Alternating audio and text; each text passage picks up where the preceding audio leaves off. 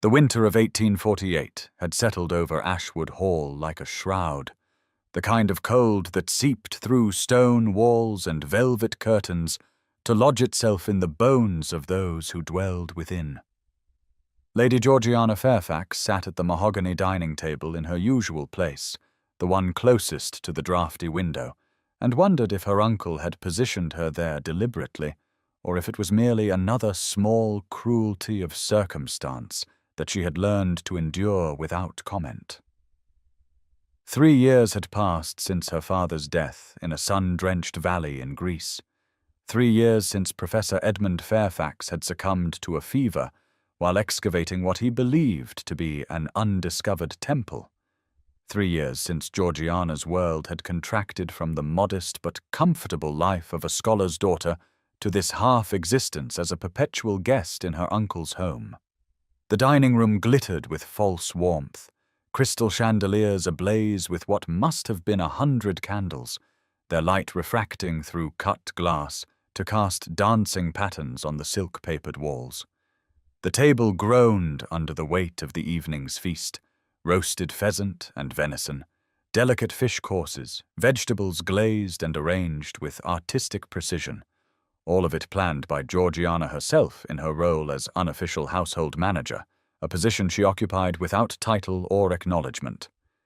She had suggested the menu to cook 3 days prior, had reviewed the wine selection with the butler, had even arranged the hothouse roses that served as the centerpiece.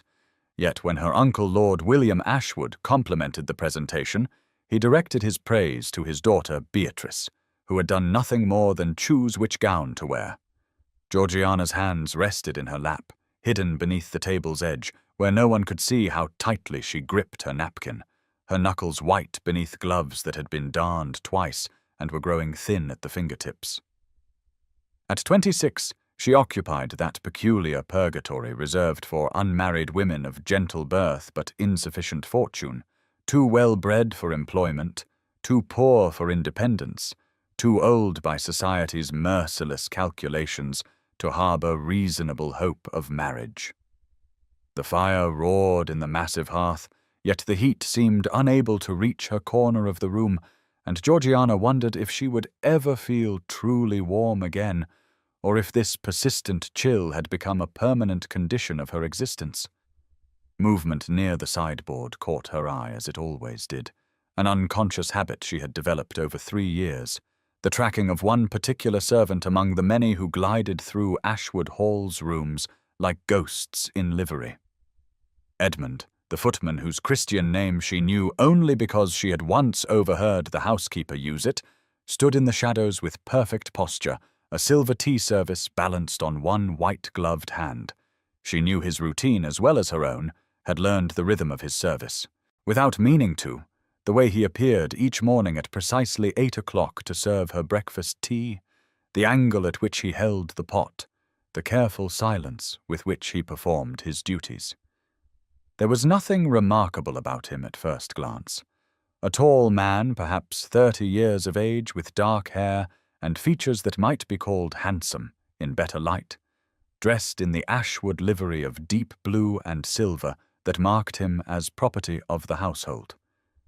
Yet Georgiana had noticed things about him over the years, small inconsistencies that nagged at her scholar's mind, trained by her father to observe details others missed.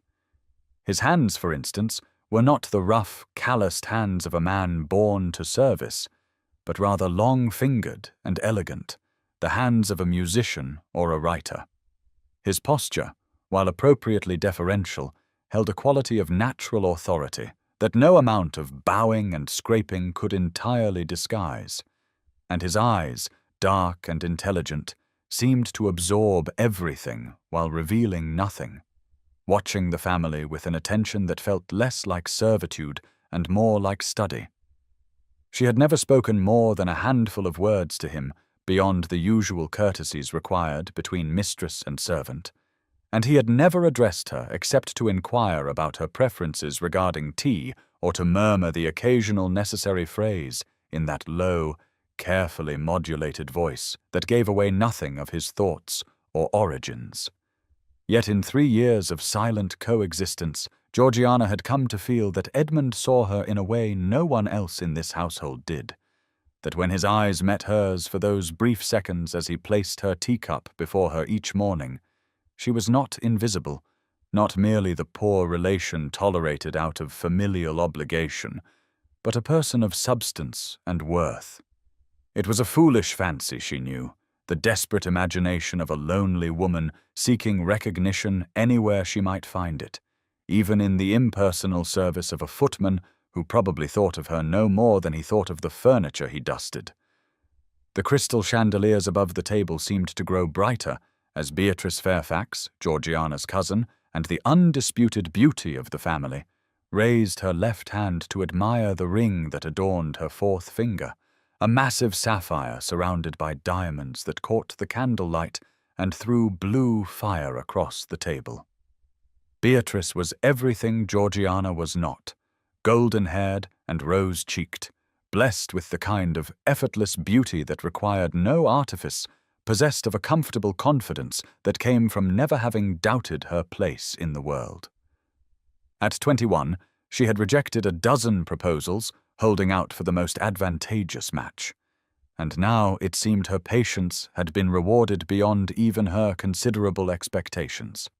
"The Duke of Wentworth has finally chosen a bride," Beatrice announced, her voice carrying the particular musical quality of triumph barely restrained by good breeding. "They say he is frightfully particular, having refused every suitable lady in England for a decade. But he saw my portrait at the Rothermere ball, and was quite determined to make me his duchess." The announcement should not have surprised Georgiana, who had watched the courtship develop over the past months through letters and gifts that arrived with increasing frequency. Yet hearing it stated so boldly, so finally, sent a small, sharp pain through her chest. Not because she harbored any romantic feelings toward the mysterious Duke of Wentworth, a man she had never met, and who by all accounts had not been seen in society for years, but because the engagement represented everything she would never have: security and status, a future and a purpose, the transformation from Miss to her Grace, from dependent relation to mistress of one of England's great estates. Lord Ashwood, a portly man whose success in trade had purchased his title, but not the instinctive grace that should accompany it, beamed at his daughter with unconcealed satisfaction. "An excellent match, my dear, excellent indeed. The Duke's estates in Northumberland alone generate an income of 40,000 a year, to say nothing of his properties in London and Yorkshire. You have done very well." He turned his attention to Georgiana with the abrupt shift that characterized all his interactions with her, as if he had to remind himself of her presence each time he looked in her direction. "Georgiana, you must begin considering practical arrangements. Your small inheritance will not last forever, and you cannot impose on our hospitality indefinitely. Perhaps a position as a governess or companion might be suitable. Several families of my acquaintance are seeking women of education and refinement for such roles." The words landed with the weight of stones, each one a small violence disguised as practical concern. Georgiana felt heat rise to her cheeks, the twin humiliations of poverty and spinsterhood laid bare before the assembled company, as casually as one might comment on the weather. She opened her mouth to respond, to say something that might preserve her dignity, but found her throat too tight for words. It was in this moment, as she struggled to maintain her composure, that Edmund materialized at her elbow with the silent efficiency that characterized all his movements. "More tea, Miss Fairfax?" His voice was barely audible, pitched low and deferential, yet something in its quality cut through the roaring in her ears and anchored her to the present moment. She looked up to find him standing closer than strict propriety required, the silver teapot tilted at precisely the angle needed to pour without splashing, his eyes meeting hers for a fraction of a second longer than necessary. In that brief connection, she saw something she had not expected, a flash of what might have been sympathy or understanding, or perhaps anger on her behalf, there and gone so quickly she could not be certain she had not imagined it. Her hands trembled slightly as she lifted her cup to receive the steaming liquid, the fine porcelain chattering almost imperceptibly against the saucer. "Yes, thank you," she managed, her voice steady despite the tumult within. Edmund poured with practiced precision, the amber stream arcing perfectly into her cup, and she found herself focusing on this small ritual as a drowning person might focus on a piece of driftwood. The tea was prepared exactly as she preferred, she realized, with just the amount of sugar she favored and a precise measure of milk, details she had never explicitly communicated, but which he had somehow learned through 3 years of silent observation. It was such a small thing, this perfectly prepared cup of tea, yet in this moment it felt like an anchor, a reminder that at least one person in this household paid attention to her preferences, even if that person was a servant performing his assigned duties. Beatrice continued to hold court, describing the Duke's letters with their expressions of admiration, the plans for a wedding in June at St. George's in Hanover Square, the renovations she intended to make to Wentworth Abbey once she took possession as its mistress. Georgiana sat very straight in her chair, her face arranged in an expression of polite interest that revealed nothing of the despair churning beneath the surface. 3 years of charity, she thought. 3 years of being reminded at every turn that she existed here on sufferance, that her presence was tolerated rather than welcomed, that she consumed resources and provided nothing of value in return except unpaid labor disguised as familial contribution. Even the servants must pity me, she reflected, and immediately her eyes sought Edmund, where he had retreated to his position by the sideboard. He stood perfectly still, his face impassive. Yet she had the strangest sense that he was aware of her gaze, that some part of his attention remained fixed on her even as he stared straight ahead in the manner of well-trained servants everywhere. Through the tall windows behind him, snow fell in thick curtains, transforming the Kent countryside into a study in white and grey, beautiful and isolating in equal measure. The landscape seemed to mirror her own situation, she thought, outwardly peaceful and even lovely, but cold and inhospitable beneath the surface beauty. Her uncle's voice broke through her reverie as he dismissed her late father with casual cruelty. Poor Edmund was always a romantic fool, chasing antiquities in Greece when he should have been securing his daughter's future. A scholar's passions are all very well, but they do not pay bills or arrange marriages. Georgiana's fingers tightened around her teacup until she feared the delicate porcelain might crack. Her father had been the kindest, most brilliant man she had ever known, a professor of classical studies whose work had been respected throughout Europe, whose integrity and gentle wisdom had shaped everything she valued in herself. That he had died pursuing his life's work, excavating ruins under a Greek sun, seemed to her the most honorable of endings. Yet here it was reduced to foolishness, to a failure of practical sense. She wanted to defend him, to speak of his contributions to scholarship and his devotion to truth. But she knew from experience that such defenses would only invite more criticism, more pointed reminders of her dependent status. Instead, she took a careful sip of her tea, letting the warmth spread through her, and allowed herself a single glance at Edmund. Their eyes met across the expanse of the dining room, and in that moment something passed between them. An acknowledgement, perhaps, or a shared recognition of the cruelties being perpetrated beneath the veneer of civilized dinner conversation. His expression remained neutral, perfectly appropriate for a servant, yet Georgiana could have sworn she saw something flicker in those dark eyes, a spark of fellow feeling that made her suddenly acutely aware that she was not entirely alone in this house of casual cruelties and calculated indifference. The moment passed as quickly as it had come, Edmund's gaze returning to the middle distance, his face settling back into lines of professional blankness. Yet Georgiana found herself watching him for the remainder of the meal. noting the way he moved through the room with unconscious grace, the intelligence evident in his careful attention to details, the quality of controlled strength in his bearing that seemed at odds with his position.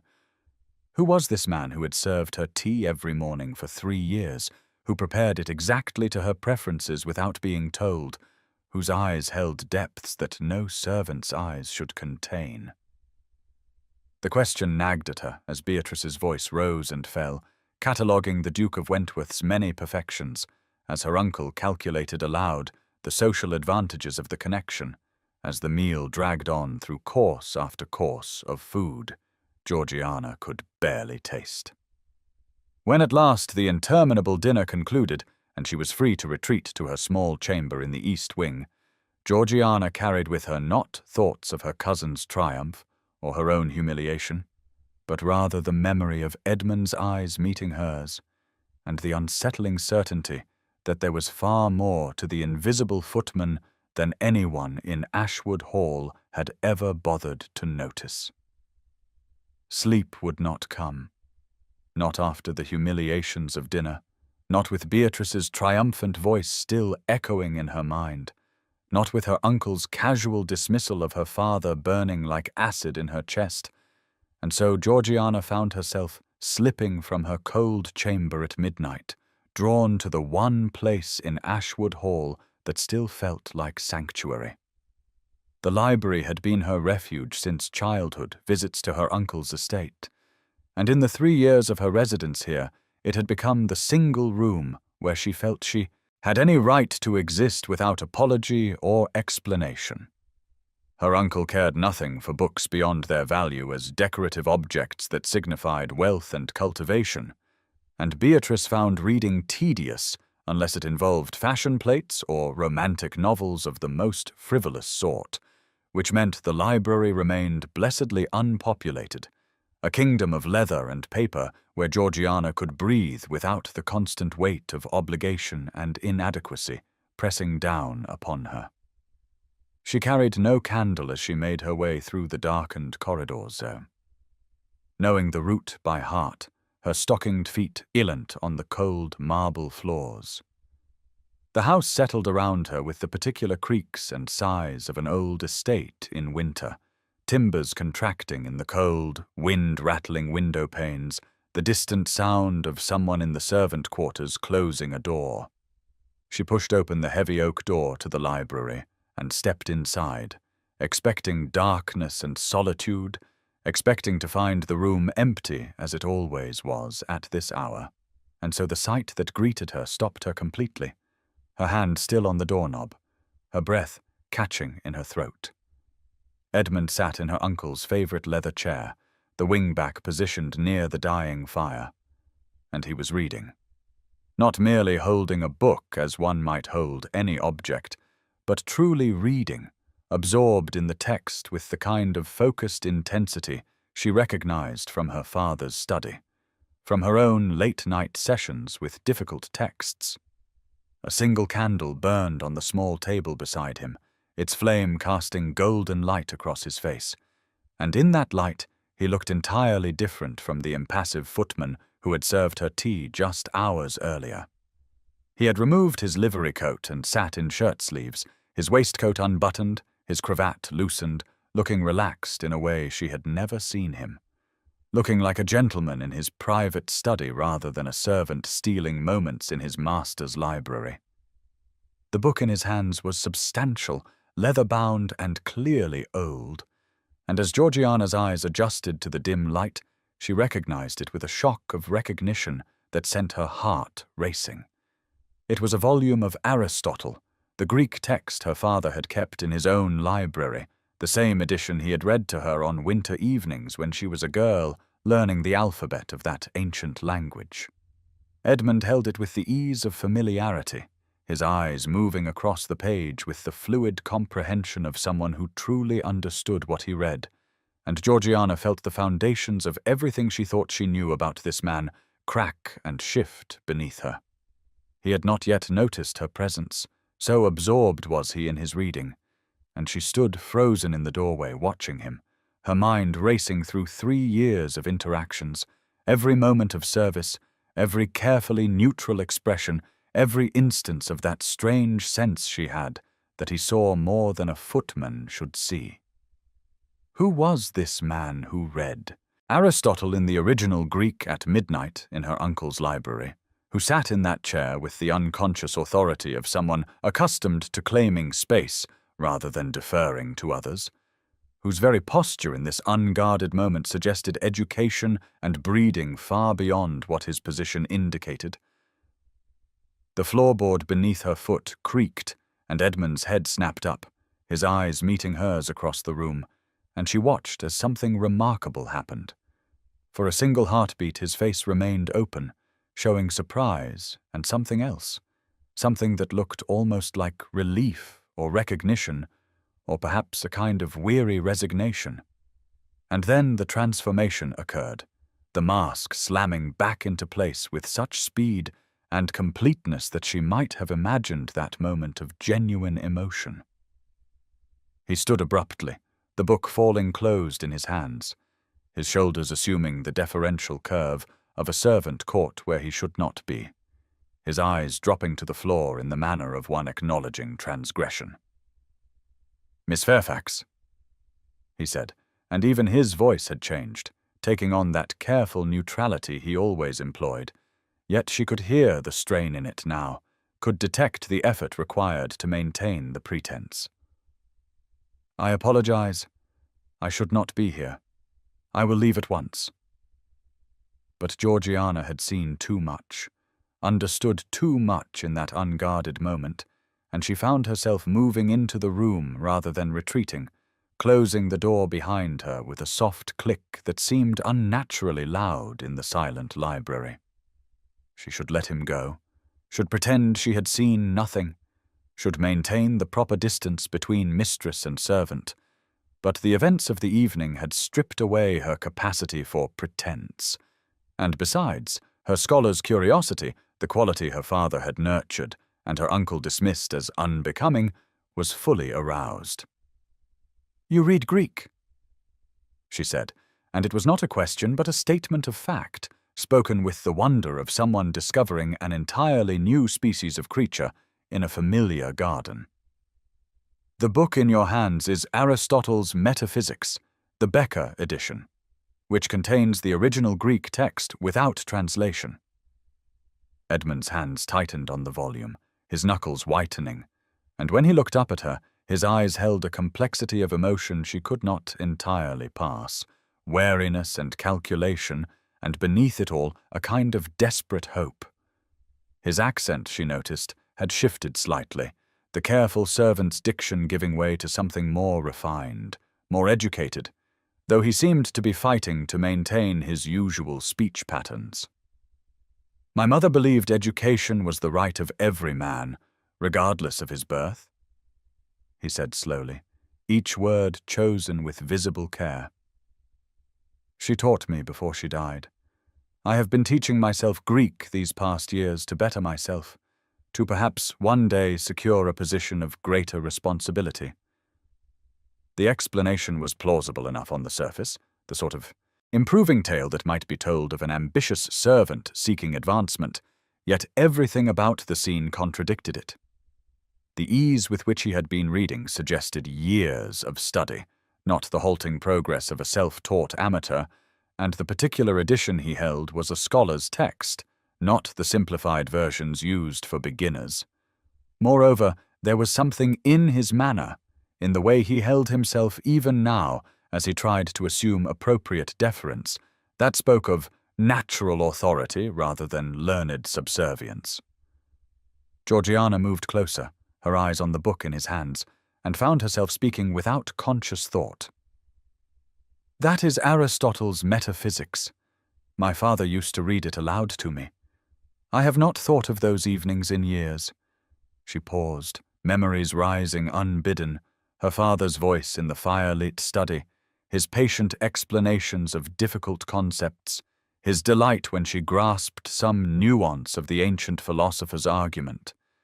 He believed that true education should be shared regardless of gender, that women were as capable of understanding philosophy as men, if given the opportunity. It was an unfashionable view, but he held it nonetheless. Edmund's face transformed at her words, the mask slipping again, and she saw naked emotion there, grief and understanding and a fierce intelligence that made her breath catch. "Your father was Professor Fairfax," he said, and his voice had changed entirely now, the servant's careful tones giving way to the cultured accents of an educated gentleman. His monograph on Athenian pottery is considered definitive. The scholarship was extraordinary, combining archaeological evidence with textual analysis in ways that revolutionized the field. He stopped abruptly, seeming to realize what he had revealed, and she watched him struggle to pull the servant's mask back into place. "That is, I have heard it said in the household," he finished weakly, the words utterly unconvincing. The silence that fell between them was heavy with implications, with questions that could not be asked, and truths that could not be spoken. Georgiana felt her heart beating fast, felt the familiar library transformed into something strange and dangerous, a space where the rules that governed the rest of the house did not seem to apply. What Footman knows of academic monographs? Edmund? She asked quietly, and there was steel beneath the softness of her voice, the tone of someone who would not be deflected with convenient fictions. What servant reads Aristotle for pleasure at midnight? Who are you, really? He looked at her for a long moment, and she saw the battle waging behind his eyes, the weighing of risks and revelations, the calculation of how much truth could be safely offered. "I am no one, Miss Fairfax," he said finally, and the resignation in his voice cut at something in her chest. "I am exactly what you see. A footman in your uncle's household, a servant who has overstepped his bounds. Here, this is improper. Forgive me." He moved as if to leave, to escape through the servant's door that connected the library to the back corridors, but Georgiana found herself stepping into his path, not touching him, but close enough that he would have to push past her to leave. She did not know what possessed her, what drove her to this breach of every rule of conduct she had been taught. But the image of him reading by candlelight had awakened something in her, a hunger for intellectual connection she had suppressed for 3 years, a desperate need to be seen and understood by someone who might actually comprehend the loss she carried. "Please," she said, and heard the nakedness in her own voice, the plea for something she could not quite name. "Please do not insult my intelligence with obvious falsehoods. I do not know who you are or why you serve as a footman when you clearly have the education of a gentleman, but I would appreciate the courtesy of honesty, or at least the acknowledgement that we both know the situation is not what it appears." Edmund stood very still, close enough now that she could see the pulse beating at his throat, could smell the faint scent of sandalwood, and something else, perhaps book leather or candle wax. The fire in the grate had burned down to embers, casting dancing shadows across the floor-to-ceiling shelves that surrounded them, creating the sense of a private world carved out of darkness and flickering light. Outside the tall windows, snow fell in thick silence, blanketing the Kent countryside, muffling sound, cutting them off from the rest of the house, the rest of the world.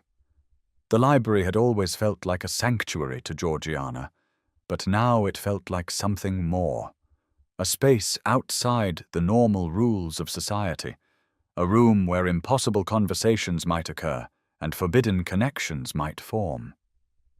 She became suddenly acutely aware of her state of undress, wearing only her nightgown and wrapper, her hair unbound and falling down her back, standing closer to a man who was not her husband or relation than propriety would ever permit. The impropriety of it should have sent her fleeing back to her chamber, should have made her step away and reassert the proper distance. But instead she found herself holding her ground, waiting for his answer with a patience born of 3 years of watching and wondering. "I cannot tell you what you want to know," Edmund said at last, and his voice was low and rough, stripped of both servant's deference and gentleman's polish, just the raw sound of a man pushed to his limits. "There are reasons, Miss Fairfax, reasons that have nothing to do with you, and everything to do with obligations I cannot escape. I know it is maddening. I know you deserve better than evasions and half-truths, but I cannot give you more. Not now, perhaps not ever." The confession hung between them, honest in its very refusal to provide answers, and Georgiana felt something shift in her understanding of this man. He was not simply playing at being a servant for reasons of his own amusement or criminal intent. There was genuine constraint in his situation, genuine pain in his inability to explain himself. She wanted to press him, to demand answers, but something in his expression stopped her, a vulnerability that made her instinctively gentle her approach. "Then tell me this," she said softly. "Are you in some kind of trouble? Are you hiding from something or someone?" Edmund's mouth quirked in what might have been the ghost of a smile, bitter and self-mocking. "In a manner of speaking, yes. I am hiding in plain sight, Miss Fairfax, and have been for longer than you know. It is not a situation of my choosing, and yet I cannot seem to find my way out of it." He paused, seeming to consider how much more to say, and then added with quiet intensity, "But I want you to know that the moments I have spent in this library, the books I have read here, they have been the only genuine freedom I have known in years. This room has been a sanctuary for me as much as it has been for you." The admission created an intimacy between them more profound than any physical closeness could have achieved. The recognition of two souls seeking refuge in the same space. Two people invisible to the rest of the household, finding solace in leather-bound volumes and ancient wisdom. Georgiana felt tears prick at her eyes, overwhelmed by the strange tenderness of this midnight encounter, by the shocking discovery that she was not alone in her isolation, that this man she had watched for 3 years had been watching her in return, seeking the same escape she sought.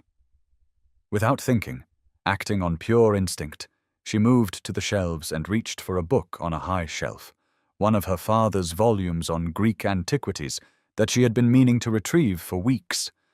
Her fingertips barely brushed the spine, the book tantalizingly out of reach, and before she could step back to find the library ladder, Edmund was there, reaching past her, his body close enough that she could feel the warmth radiating from him. His hand closed on the book at the same moment hers did, both of them gripping the worn leather spine, and the contact sent a shock through her entire body, electric and utterly inappropriate and undeniable. They stood frozen, hands touching on the book, his chest nearly pressed against her back, his breath stirring the loose hair at her temple, and Georgiana felt every rule of propriety she had ever learned dissolve in the face of this overwhelming awareness of him as a man rather than a servant, as someone who saw her and understood her and desired her if the sudden tension in his body was any indication. The moment stretched, impossible to sustain and impossible to break, until the distant sound of footsteps in the corridor outside shattered the spell. Edmund pulled away as if burned, the book coming free in Georgiana's hands, and she turned to find him already backing toward the servant's door, his face a mask of controlled panic. "Someone is coming," he said urgently, his voice dropping to barely a whisper. "You should not be found here with me. It would ruin you." And then he was gone, slipping through the concealed door with the silent efficiency of long practice, leaving Georgiana standing alone in the dim library, her heart hammering, her hands trembling around the book on Greek antiquities, her father's passion made tangible in leather and paper and gilt edges.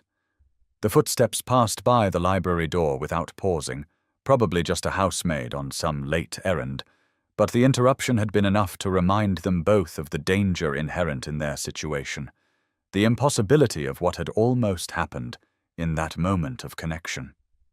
Georgiana sank into the chair Edmund had vacated, the leather still warm from his body, and opened the book with shaking hands.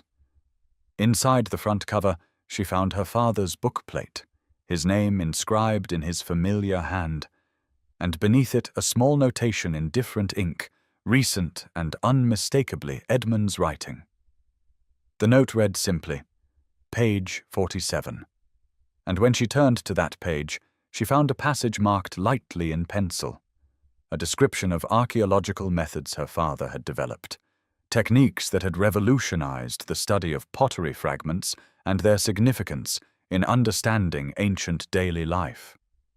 That Edmund knew this book well enough to reference specific pages, that he had taken the time to mark passages that might interest her, suggested a level of attention and consideration that went far beyond the duties of a footman, far beyond even the intellectual kinship of two scholars finding each other in unlikely circumstances.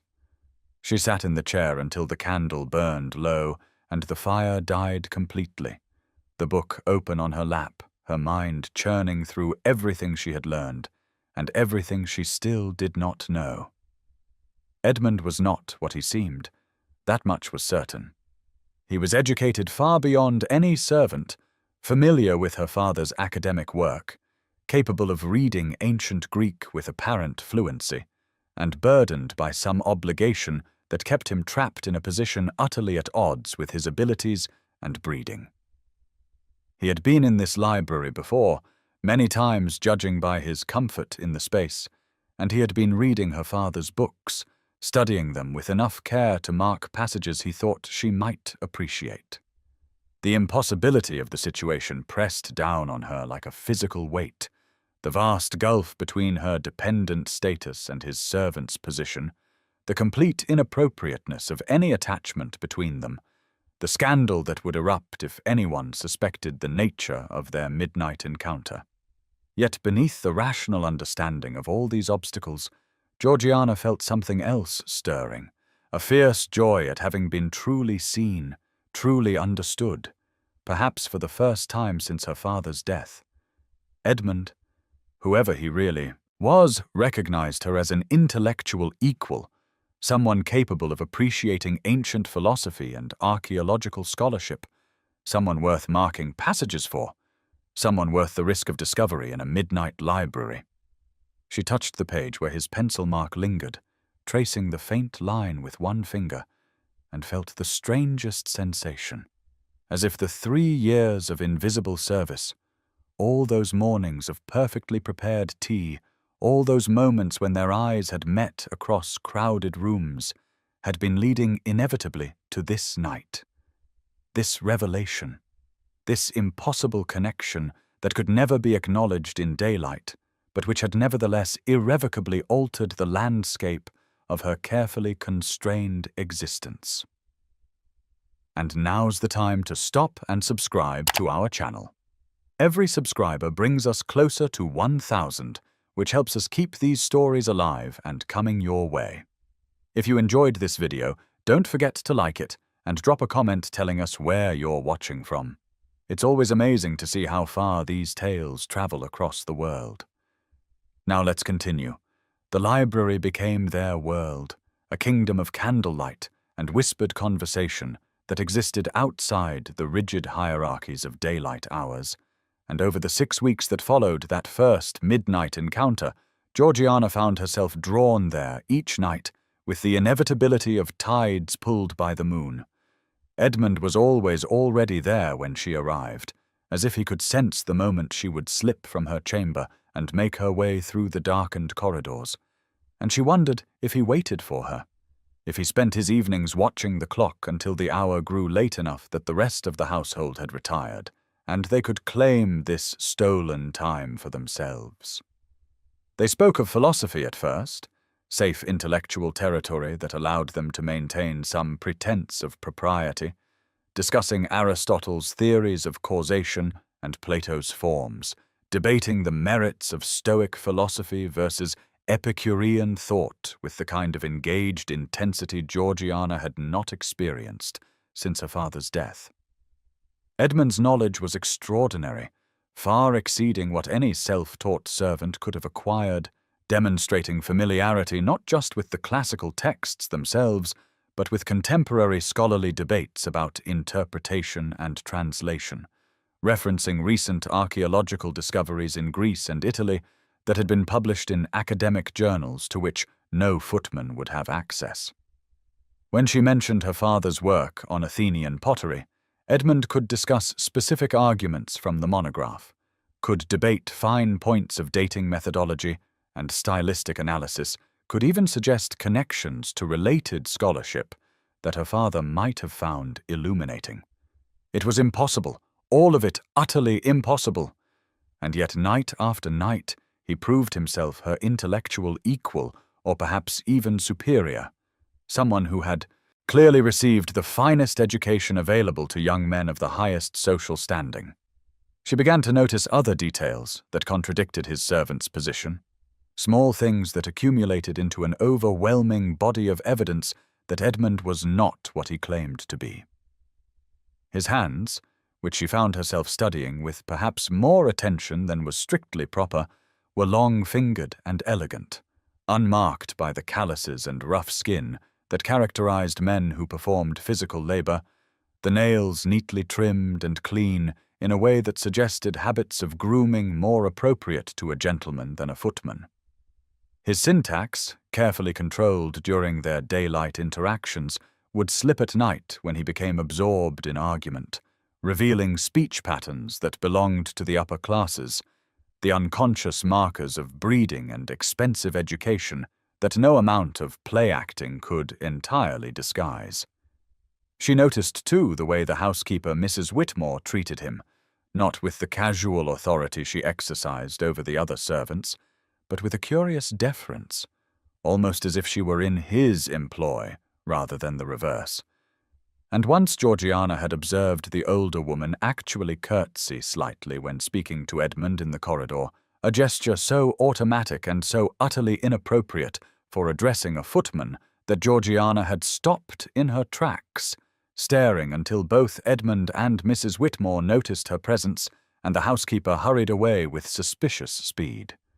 Letters arrived for Edmund with unusual frequency, delivered not through the normal household post, but by special messenger, and Georgiana caught glimpses of him receiving these letters with expressions of barely concealed frustration before tucking them away in his coat, unread or perhaps to be read later in whatever private space he occupied in the servant quarters. The mystery consumed her thoughts during the day, distracted her from her usual duties managing the household, made her restless and unable to concentrate on anything except the question of who Edmund truly was and why he persisted in this inexplicable charade. The days became a kind of torture, maintaining the perfect formality of servant and mistress, while knowing what she now knew, while remembering the conversations they had shared just hours before in the intimate darkness of the library. Edmund served her breakfast tea each morning at precisely 8 o'clock, as he had done for 3 years. But now everything about the ritual had changed, charged with new meaning and terrible awareness. She found herself dressing more carefully, even for these early morning encounters, choosing her most becoming morning gowns, arranging her hair with greater attention to appearance, telling herself it meant nothing, while knowing it meant everything.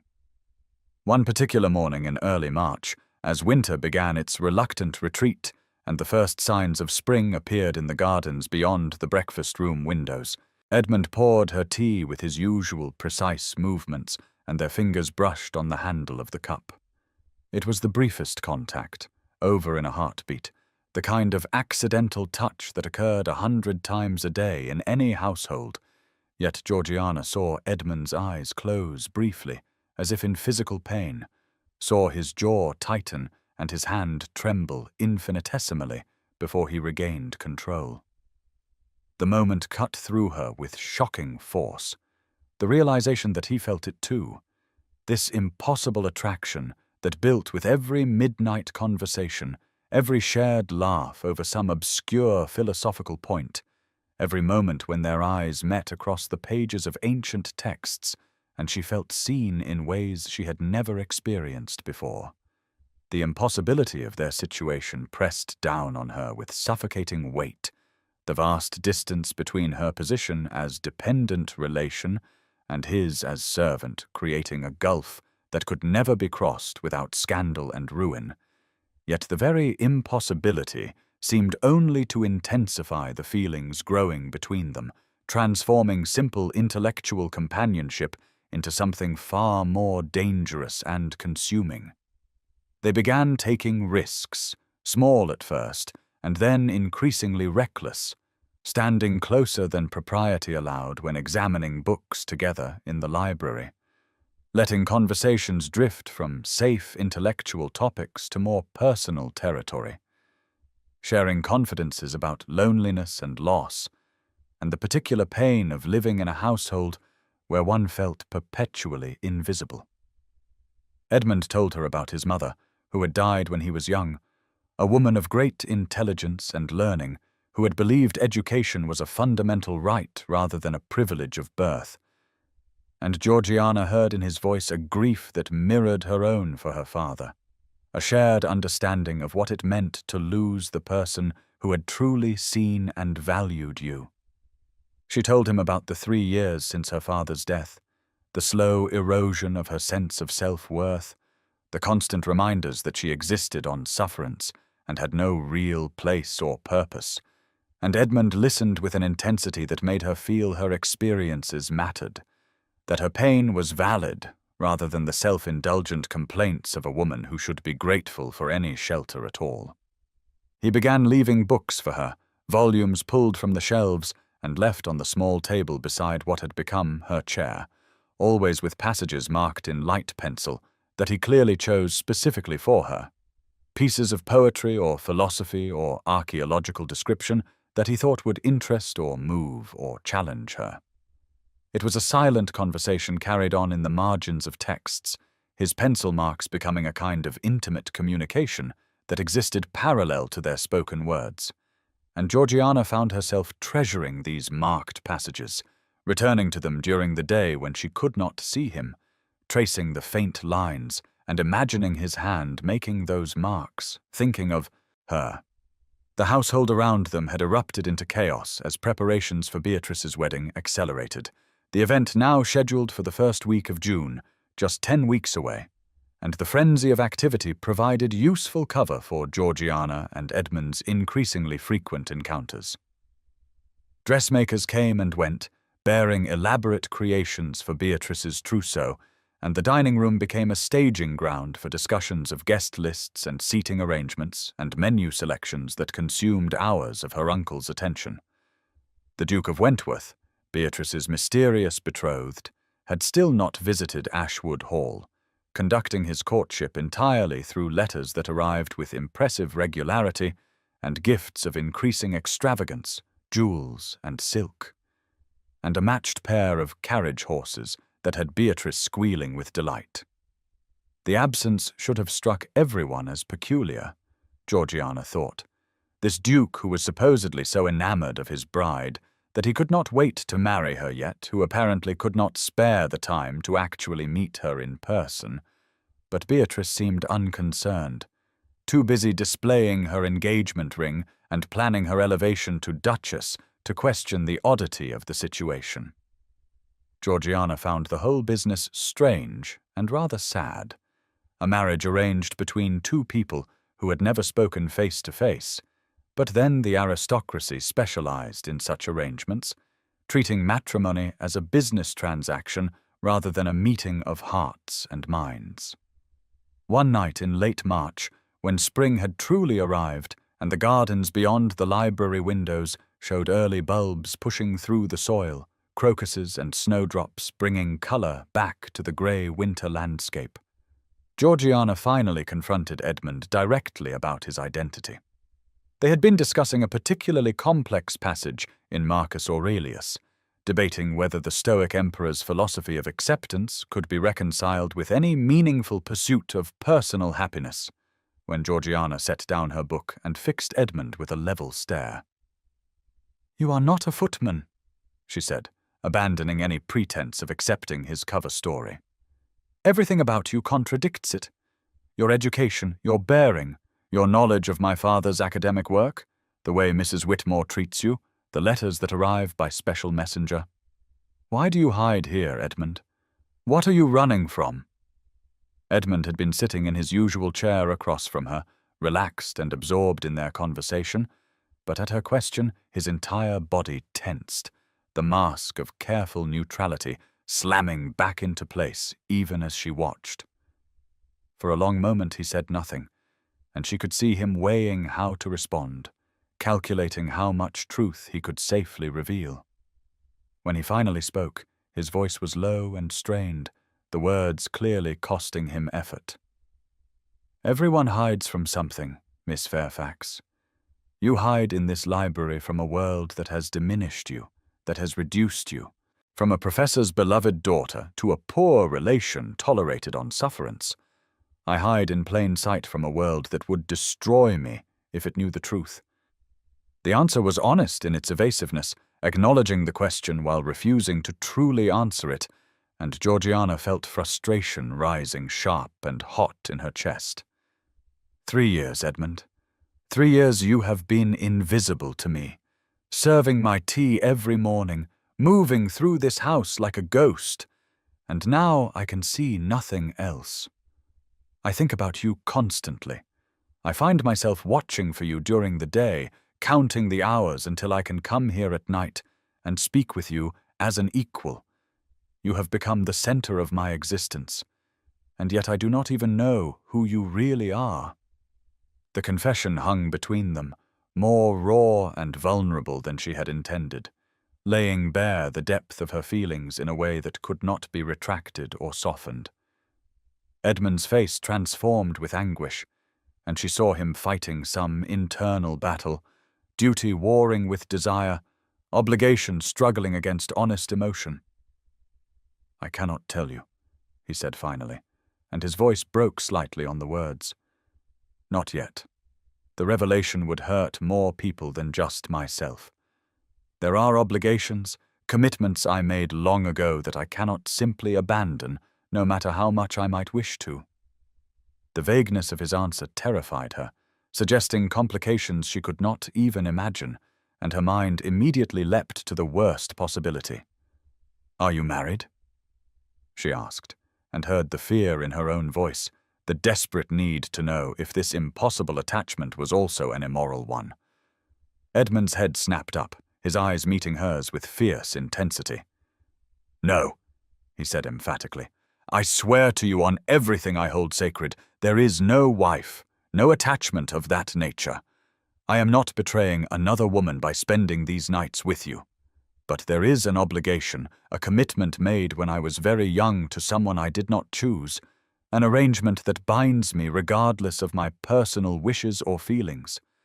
I am trapped, Georgiana, as surely as if I were locked in chains, and I cannot break free without destroying others who depend on me, without violating oaths I cannot in good conscience abandon." The use of her Christian name, the first time he had spoken it aloud, sent a shock through her system, marking a line crossed from which there could be no retreat. She leaned forward in her chair, close enough now to see the gold flecks in his dark eyes, close enough to catch the scent of sandalwood and book leather that she had come to associate with these midnight hours. "Then let me help you," she said softly. "Whatever this obligation is, whatever binds you, perhaps together we could find a solution. You do not have to carry this burden alone."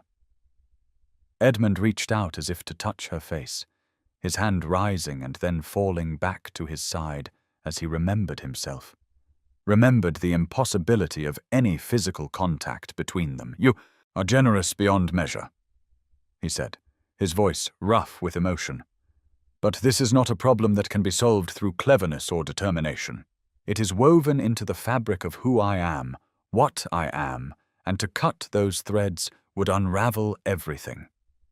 All I can offer you is these nights, these conversations, this small corner of time where we can be ourselves without the weight of obligation and expectation.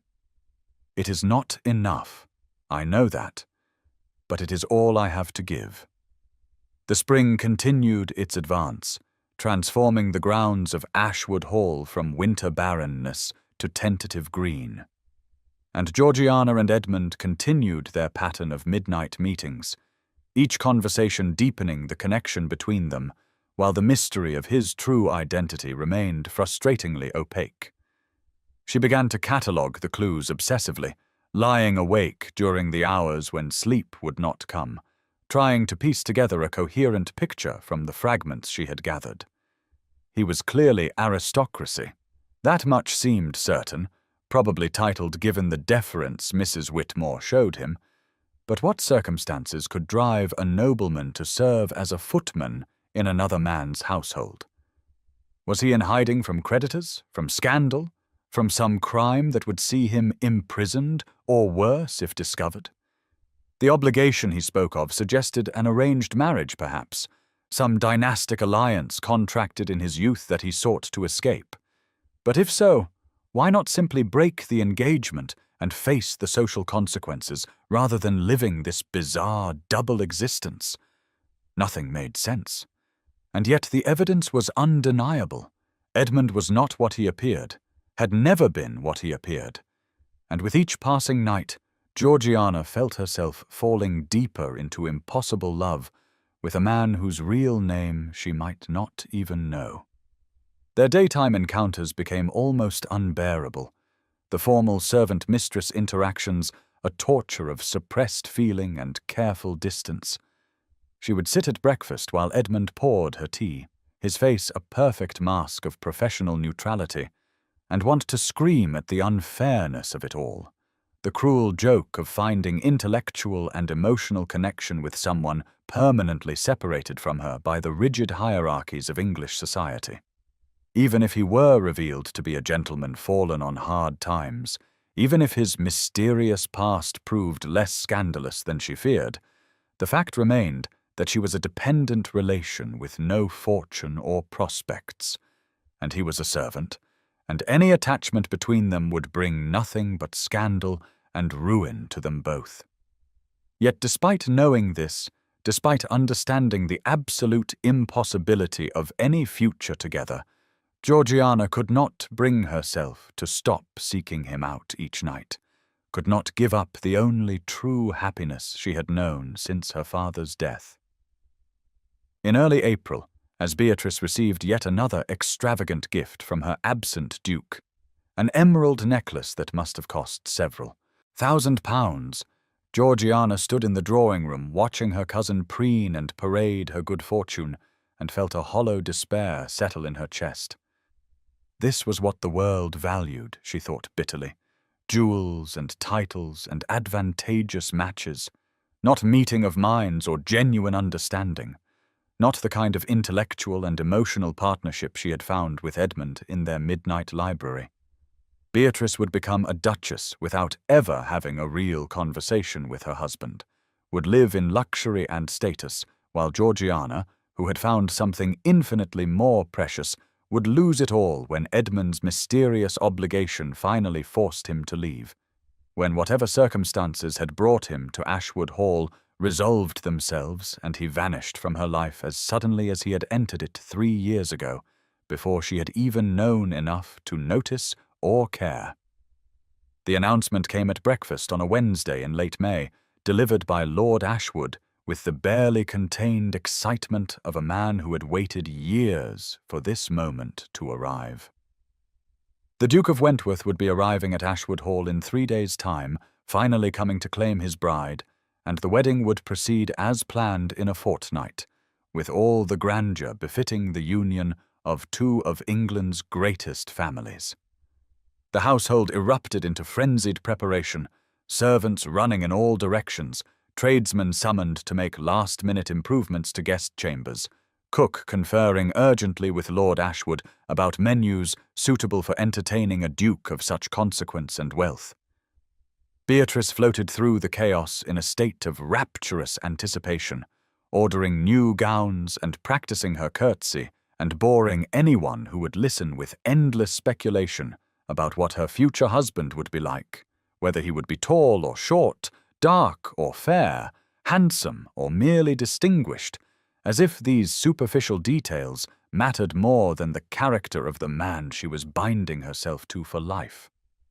Georgiana moved through the preparations in a fog of misery, helping to organize the chaos, while her mind remained fixed on the library, on Edmund, on the impossibility of maintaining their midnight meetings once the Duke arrived and filled the house with his presence and entourage.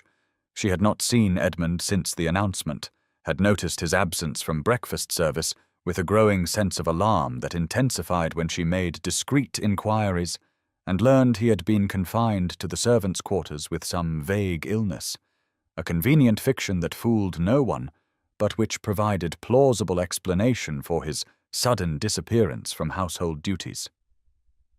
She knew with absolute certainty that his absence had nothing to do with illness and everything to do with the Duke's impending arrival, that somehow Edmund's mysterious obligation was connected to this event. But the nature of that connection eluded her, even as dread settled like lead in her stomach. 2 days passed without any sight of him. 2 days during which she went to the library each night and found it empty. The chairs where they had sat, cold and unused. The books unmarked by his familiar pencil notations. The absence felt like a death, a severing of connection that left her hollow and desperate. And on the 3rd night, with the Duke expected to arrive the following afternoon, Georgiana did something she had never imagined herself capable of doing. She ventured into the servants' wing of Ashwood Hall, a territory as foreign to her as the far side of the moon, driven by a need to see Edmund that overrode every consideration of propriety and sense. The servants' quarters occupied the east wing of the house, accessed through a warren of narrow corridors and back staircases that Georgiana had never explored, and she felt like a trespasser as she made her way through passages lit only by the single candle she carried, her heart hammering with equal parts fear of discovery and determination to find answers. She had bribed a housemaid earlier that day, trading a pair of her mother's pearl earrings for information about which room Edmund occupied, and now she counted doors in the dim corridor until she reached the one the girl had described, 3rd from the end on the left, distinguished by a small brass number plate that read 7. She raised her hand to knock, then hesitated, suddenly aware of the enormity of what she was doing, the scandal that would erupt if anyone discovered her here. But before she could retreat, Edmund's door opened, and she found herself face to face with Mrs. Whitmore, the housekeeper, who emerged carrying a dinner tray. The older woman's eyes widened in shock, then narrowed in something that might have been understanding or pity, and she gave that strange little curtsy Georgiana had noticed before, as if addressing someone of higher rank rather than a dependent relation, caught somewhere she absolutely should not be. "He is within, Miss Fairfax," Mrs. Whitmore said quietly, her voice carrying none of the censure Georgiana expected. Perhaps it is time certain truths were finally spoken aloud. She moved past Georgiana and disappeared down the corridor, leaving the door to Edmund's room standing open like an invitation or a trap. Georgiana stood frozen for a long moment, aware that stepping through that threshold would change everything, that some boundaries once crossed could never be recrossed. But the need to see him, to understand what was happening, proved stronger than caution.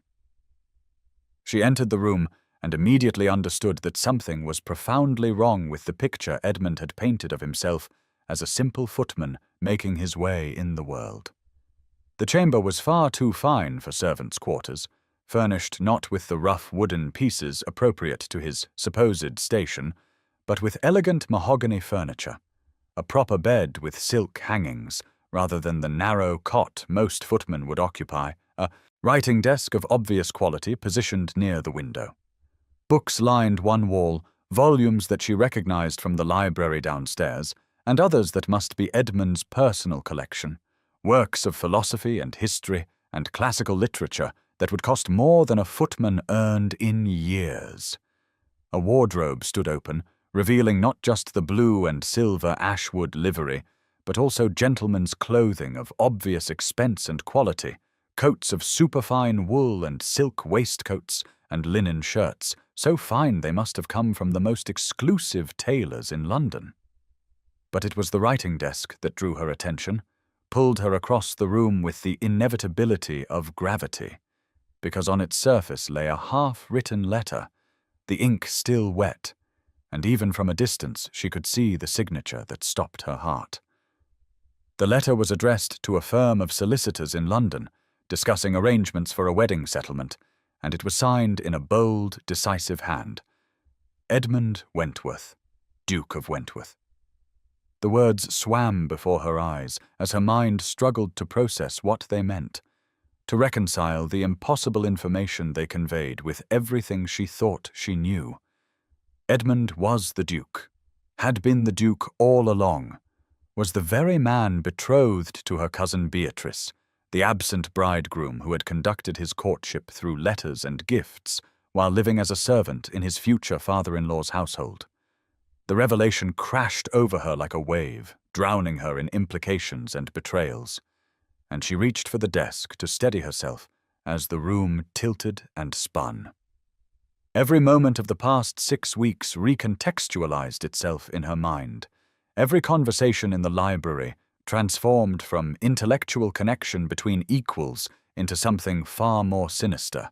A duke playing at being a servant while secretly studying the family he would join through marriage, while all the time his true intended was Beatrice, beautiful golden Beatrice, who would become his duchess while Georgiana remained the invisible poor relation she had always been.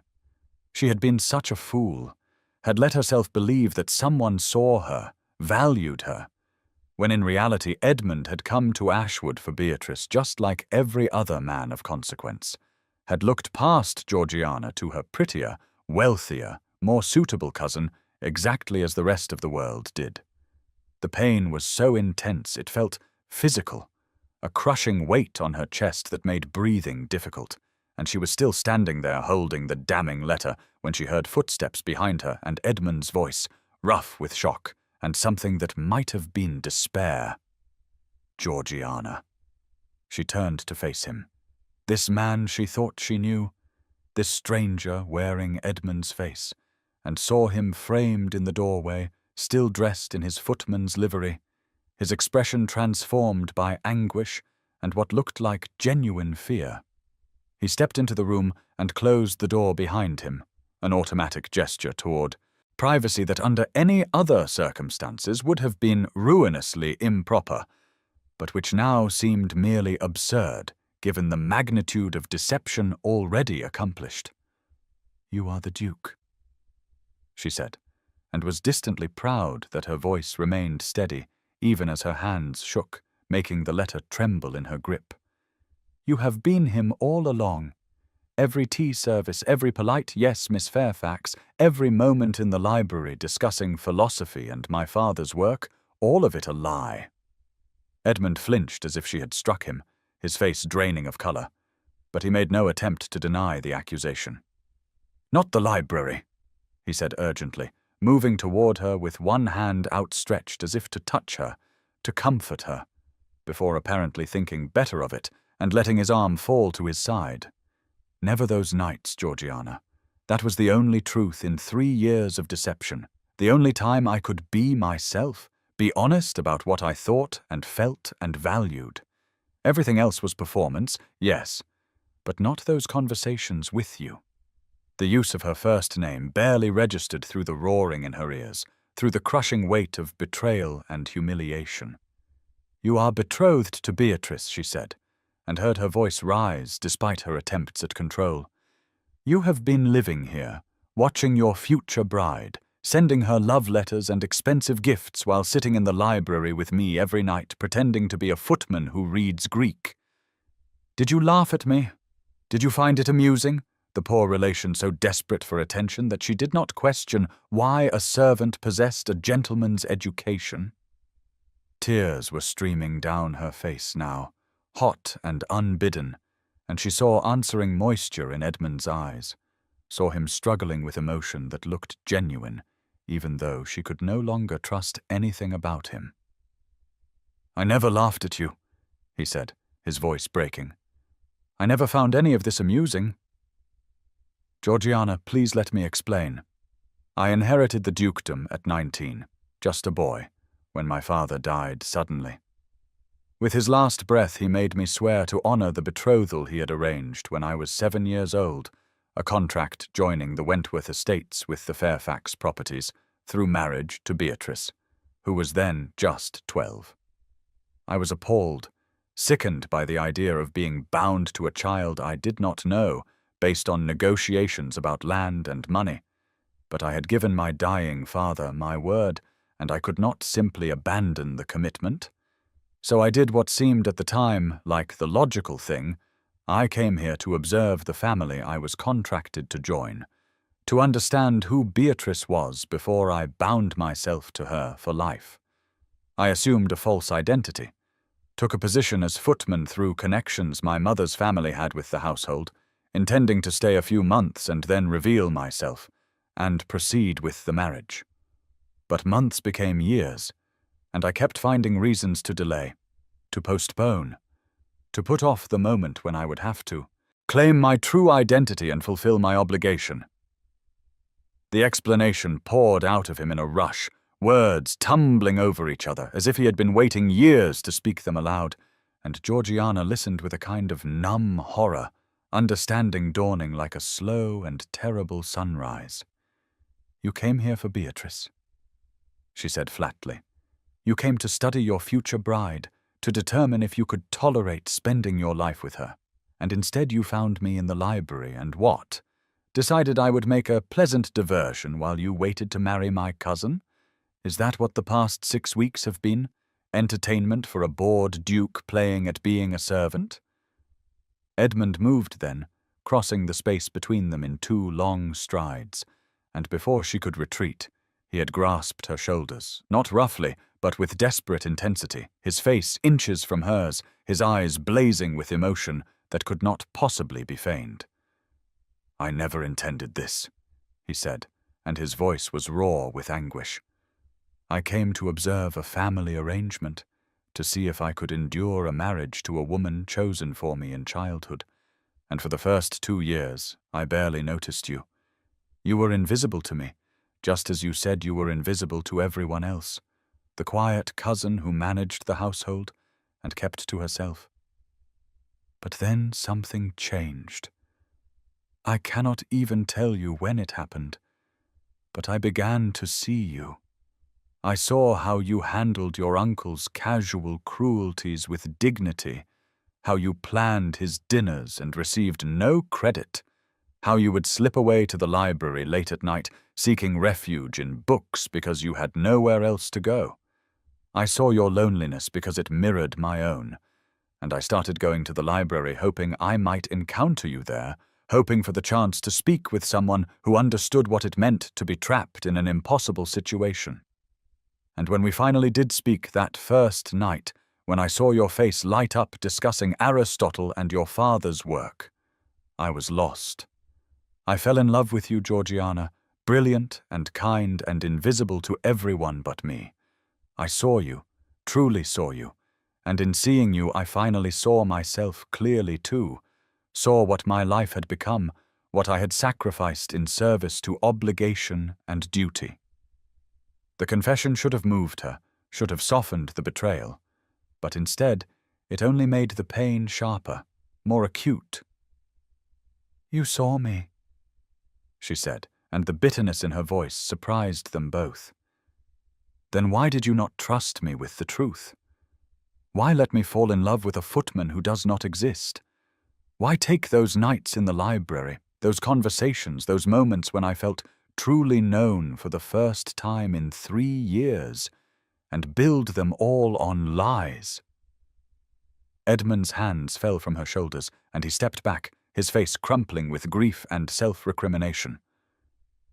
"Because Edmund the footman could love you freely," he said quietly. "The Duke of Wentworth cannot. He belongs to your cousin by law and honour, by contracts signed and oaths given to a dying father. I chose the servant's livery because only in servitude was I free, free to be myself without the weight of title and obligation, free to love whom I chose rather than whom I was commanded to love. It was cowardice, I know that, and it was selfish beyond measure. I told myself I was stealing just a little more time before I would have to face my duty, before I would have to give you up and marry Beatrice as I swore I would. But the time kept extending, and I could not bring myself to end it, could not bear to lose the only genuine happiness I have known in my adult life." The room fell silent except for the sound of their ragged breathing, the weight of 3 years of deception settling between them like a physical presence. Outside the small window, Georgiana could hear the sounds of the household still awake and working, preparing for the Duke's arrival tomorrow, preparing for the wedding that would bind Edmund to Beatrice and relegate Georgiana permanently to her role as invisible relation. "You were never free," she said finally, her voice hollow and exhausted. "And neither was I. We were both hiding in that library from lives we cannot escape, building something beautiful and impossible out of stolen hours and forbidden conversations. But at least my cage is honest. I know exactly what I am and what the world expects of me. You have been living a lie, Edmund, pretending to be something you are not, and in doing so, you have made liars of both of us." She moved toward the door, needing to escape this room with its evidence of wealth and deception, needing to get away from him before her resolution crumbled entirely. But Edmund blocked her path, not touching her, but standing close enough that she could feel the heat radiating from his body. "Please," he said, and the word came out broken, pleading. "Please do not leave like this. I know I have no right to ask anything of you, but I am begging you to let me try to make this right. I will break the betrothal, consequences be damned. I will find a way out of the contracts, pay whatever penalty is required. I cannot marry Beatrice now, cannot stand beside her knowing that I love you, that you are the one I want to spend my life with." Georgiana looked up at him and felt her heart break cleanly in two, one half still desperately in love with this man despite everything, the other half consumed by betrayal and the crushing realization that she had been invisible even to Edmund initially, that he had looked past her to Beatrice, just like everyone else, until loneliness and proximity had made him see what had always been there. "You cannot break the betrothal," she said quietly. "You gave your dying father your word, and you are a man of honor however much you might wish otherwise. Breaking that oath would destroy you, would make you into someone you could not live with, and I will not be the cause of that. Moreover, breaking the engagement at this point would humiliate Beatrice, publicly, would make her an object of scandal and pity, and whatever else she may be, she does not deserve that." She paused, gathering the courage for what she had to say next, the words that would end this impossible dream before it destroyed them both. "I never want to see you again, Edmund," she said, and watched him recoil as if she had slapped him.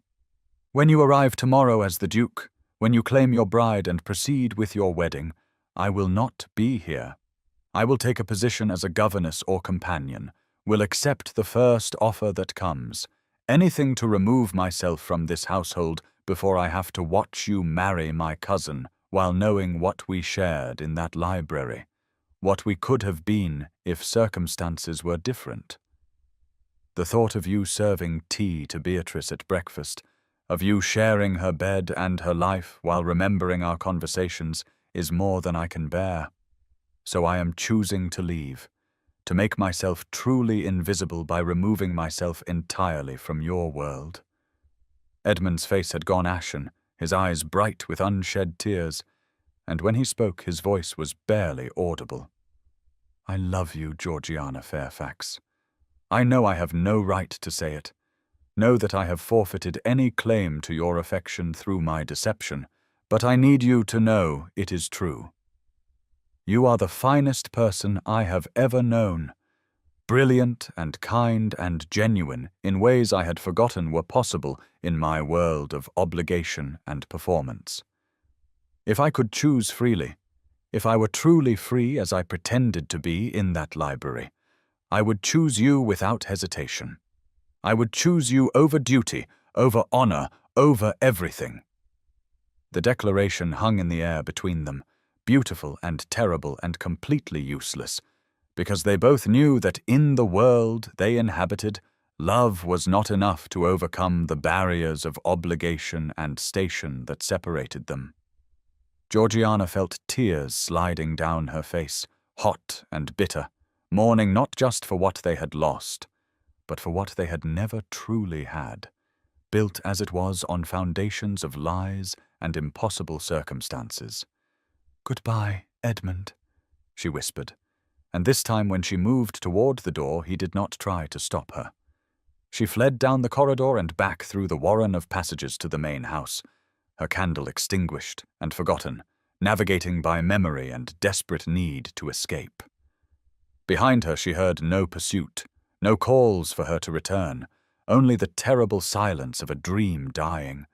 And when she finally reached her own small chamber, she collapsed on the bed and wept as she had not wept since her father's death. Great wrenching sobs that shook her entire body. She cried for the loss of Edmund, for the betrayal of trust, for the 3 years she had been invisible while he studied her family and prepared to marry her cousin, for the 6 weeks of perfect connection that had been built on deception and could never be recovered. Most of all, she cried for the cruel joke of finally being seen, truly known and valued, only to discover that the man who saw her belonged to someone else by bonds that could not be broken, that the library sanctuary where they had been equals existed outside the real world and could not withstand the harsh light of truth and obligation that now flooded in to drown it. 3 days passed in a blur of misery and desperate planning, Georgiana making inquiries about positions as governess or companion, while avoiding any part of the house where she might encounter Edmund, staying in her chamber except when absolutely necessary, and taking her meals on a tray rather than face the dining room where he might appear to serve.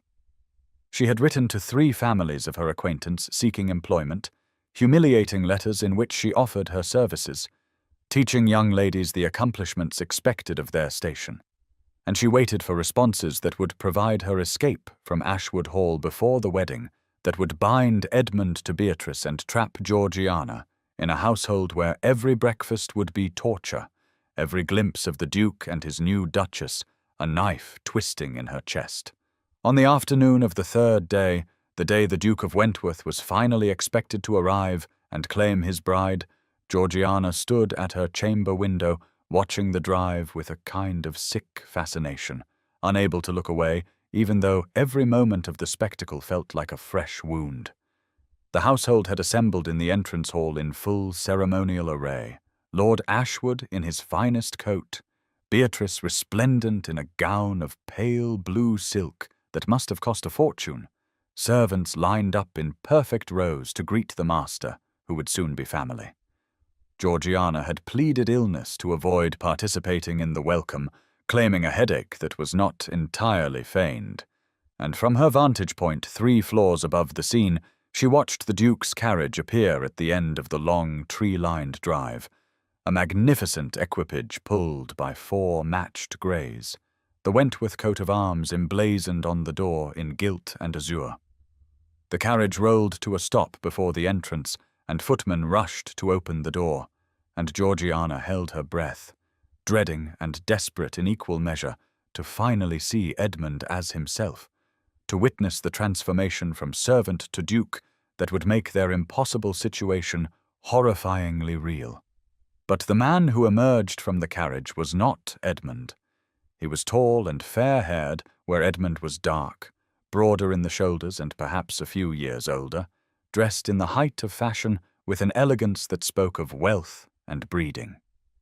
Georgiana's mind struggled to process what she was seeing, confused and disoriented, until the stranger turned his face toward the window where she stood, and she caught a glimpse of his expression, the barely suppressed amusement of someone playing a role he found entertaining, and understanding crashed over her with dizzying force. This was not the Duke, or rather, he was playing the Duke, standing in for Edmund in some elaborate charade whose purpose she could not yet fathom. Lord Ashwood rushed forward with effusive greetings. Beatrice curtsied with practised grace, and the false Duke accepted their welcome with the easy authority of someone accustomed to deference, allowing himself to be escorted into the house, while servants scurried to unload luggage from the second carriage that had pulled up behind the first. Georgiana stood frozen at her window, her mind racing through possibilities, until a knock at her chamber door made her jump. She opened it to find one of the housemaids, a young girl named Mary, holding a sealed note. "For you, miss," the girl said, her eyes wide with curiosity and something that might have been conspiracy. From one of the footmen, he said it was urgent. She took the note with trembling hands and waited until Mary had departed before breaking the seal. Inside, in Edmund's familiar hand, was a single sentence that made her heart lurch painfully in her chest.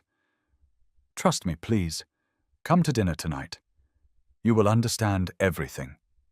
She should burn the note, should refuse to participate in whatever scheme Edmund had concocted, should maintain the distance she had sworn to keep between them. But curiosity warred with caution, and beneath both emotions ran a current of desperate hope she could not quite extinguish, the treacherous wondering if perhaps Edmund had found a way out of the impossible situation that bound them both. When the dinner bell rang that evening, Georgiana descended to the dining room in the best gown she possessed, a dress of deep green silk that had belonged to her mother and which she had altered to fit her own smaller frame, wearing the only jewelry she still owned, her mother's small pearl earrings and a simple gold chain. She looked presentable, if not fashionable, certainly nothing compared to Beatrice's splendor, but something in her refused to appear before this false Duke looking like the poor relation she was, refused to give Beatrice the satisfaction of outshining her completely on this night of all nights. The dining room blazed with what must have been 200 candles, the crystal chandeliers ablaze, every piece of silver polished to mirror brightness, the table set with the finest china and linens that Ashwood Hall possessed.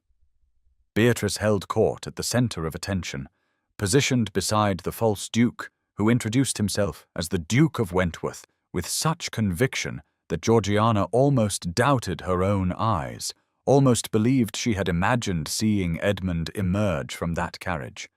But then she noticed Edmund himself, standing in his usual position by the sideboard in full footman's livery, his face carefully neutral, and the audacity of the deception took her breath away.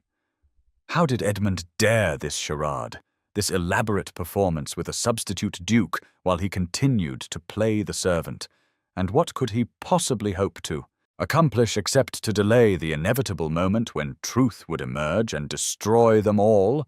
Lord Ashwood fawned over the false Duke with embarrassing obsequiousness, praising the Wentworth estates and bloodline, calculating aloud the advantages of the connection, while Beatrice simpered and preened, clearly delighted with her handsome Duke, who looked exactly as a Duke should look, tall and fair and elegant, nothing like the dark intensity of Edmund serving wine around the table with silent efficiency. Georgiana took her usual seat near the draughty window, expecting to be ignored as always, but to her shock, the false Duke turned his attention to her almost immediately. His eyes, which she now noticed were a startling shade of blue, fixed on her with what appeared to be genuine interest. "Miss Georgiana," he said, his voice cultured and pleasant, "I understand your father was the renowned Professor Edmund Fairfax. His work on Athenian pottery revolutionized the field, combining archaeological evidence with textual analysis in ways that changed how we understand ancient domestic life. Have you inherited his scholarly passions? The question hit Georgiana like a physical blow, the specificity of it, the casual mention of details no one should know unless they had studied her father's work closely or discussed it extensively with someone who had. She glanced at Edmund and caught him watching her with an intensity that belied his servant's pose, and she understood with sudden clarity that every word coming from the false duke's mouth had been coached by Edmund, that this entire performance was designed to demonstrate something, though to what end she could not yet determine. Before she could formulate a response, Beatrice interrupted with a laugh like breaking glass. "Georgiana merely plays at learning, Your Grace. A proper lady's education is sufficient for her station. She reads a bit of Greek and imagines herself a scholar, but it is nothing more than affectation, I assure you." The casual cruelty was vintage Beatrice, the kind of dismissive comment Georgiana had endured for 3 years. But this time the false duke did not smile or nod in agreement, as most men would have done. Instead, his expression cooled noticeably, and when he spoke his voice carried an edge that made Beatrice's smile falter. "How curious," he said quietly. "I find that true nobility of mind far exceeds nobility of birth, Miss Beatrice. Some of the greatest intellects I have known possessed no titles or fortunes, while many who bear the finest names have minds as shallow as puddles." He turned back to Georgiana with warmth that felt genuine despite knowing it was all performance. "Miss Georgiana, perhaps you would show me your father's library tomorrow. I am told it contains treasures, and I would very much like to discuss his methodologies with someone who understands his work intimately." The silence that fell over the table was thick with shock and confusion, Lord Ashwood looking bewildered, Beatrice's face flushing with humiliation and anger, and Georgiana herself caught between the desire to laugh at the beautiful reversal and the fear of where this charade was leading. She forced herself to respond calmly, to play her part in whatever game Edmund had orchestrated. "I would be honored, Your Grace. My father's library was his greatest pride, and it would please me to share it with someone who appreciates his contributions to classical scholarship." The dinner proceeded in increasing awkwardness, the false duke continuing to direct his conversation primarily to Georgiana, asking about her education, her knowledge of ancient languages, her thoughts on recent archaeological discoveries, all topics that Edmund had learned she cared about during their midnight conversations in the library. Beatrice grew increasingly petulant, trying repeatedly to redirect the duke's attention to herself, complaining about the wedding preparations, displaying her ring, describing the renovations she planned to make to Wentworth Abbey once she became its mistress. But the false duke received all her attempts with polite disinterest, his attention returning always to Georgiana, creating a dynamic that inverted the usual hierarchy so completely that even the servants began to notice, whispers passing between them as they served each course. Edmund moved through it all like a ghost, pouring wine and removing plates with his usual efficiency. But Georgiana could feel his attention on her, could sense him watching for her reactions, gauging whether she understood what he was trying to demonstrate. By the time the final course was cleared and port was being served to the gentlemen, the tension at the table had reached a breaking point. Beatrice's face twisted with fury and confusion, Lord Ashwood's bonhomie strained by his daughter's obvious failure to captivate her intended husband. It was then that the false duke rose from his seat, commanding immediate attention with the natural authority of his bearing, and delivered the blow that shattered Beatrice's world as completely as Georgiana's had been shattered 3 nights earlier. "Lord Ashwood," he said formally, his voice carrying to every corner of the suddenly silent dining room, "I must inform you of an irregularity that my solicitors have discovered in the betrothal contract between myself and your daughter. Upon close examination, It appears the agreement contains a provision that I had not previously understood, one that makes it impossible for me to proceed with the marriage as planned." Lord Ashwood surged to his feet, his face reddening with alarm. "Your Grace, surely any irregularity can be resolved. My daughter has prepared for this marriage for months. The invitations have been sent, the arrangements made. What possible provision could prevent the wedding from proceeding?" The false duke looked at Beatrice with something that might have been pity, then turned his gaze to Georgiana, and in that moment she saw him clearly for the first time, saw past the performance to the man beneath, someone capable of great loyalty and equally great courage in service to his friend. "The irregularity is one of the heart, Lord Ashwood. The contract my father signed specified a union between the Duke of Wentworth and a daughter of the Fairfax family, but it did not specify which daughter. And I find that I cannot in good conscience marry where there is no meeting of minds, no true compatibility of spirit and intellect. Your daughter Beatrice is undoubtedly beautiful and accomplished in all the ways society values, but she is not the Fairfax daughter I choose. The contract, therefore, is void, as I cannot be compelled to marry against the fundamental principle of mutual respect and intellectual partnership." The words fell like stones into still water, their impact spreading in waves of shock and scandal. Beatrice made a sound somewhere between a gasp and a sob, her face draining of colour, and Lord Ashwood sputtered incoherent protests while the assembled servants stood frozen in various attitudes of disbelief. Georgiana felt the room spin around her, understanding flooding in with dizzying force. Edmund had found a loophole in the contract, had discovered or perhaps invented a technicality that allowed him to break the betrothal without violating his oath to his dying father, and now his friend, this false duke who must be Lord Nathaniel Brandon based on Edmund's occasional mentions of his cousin, was delivering the rejection publicly to ensure there could be no quiet reversal, no pressure brought to force the original arrangement back into place.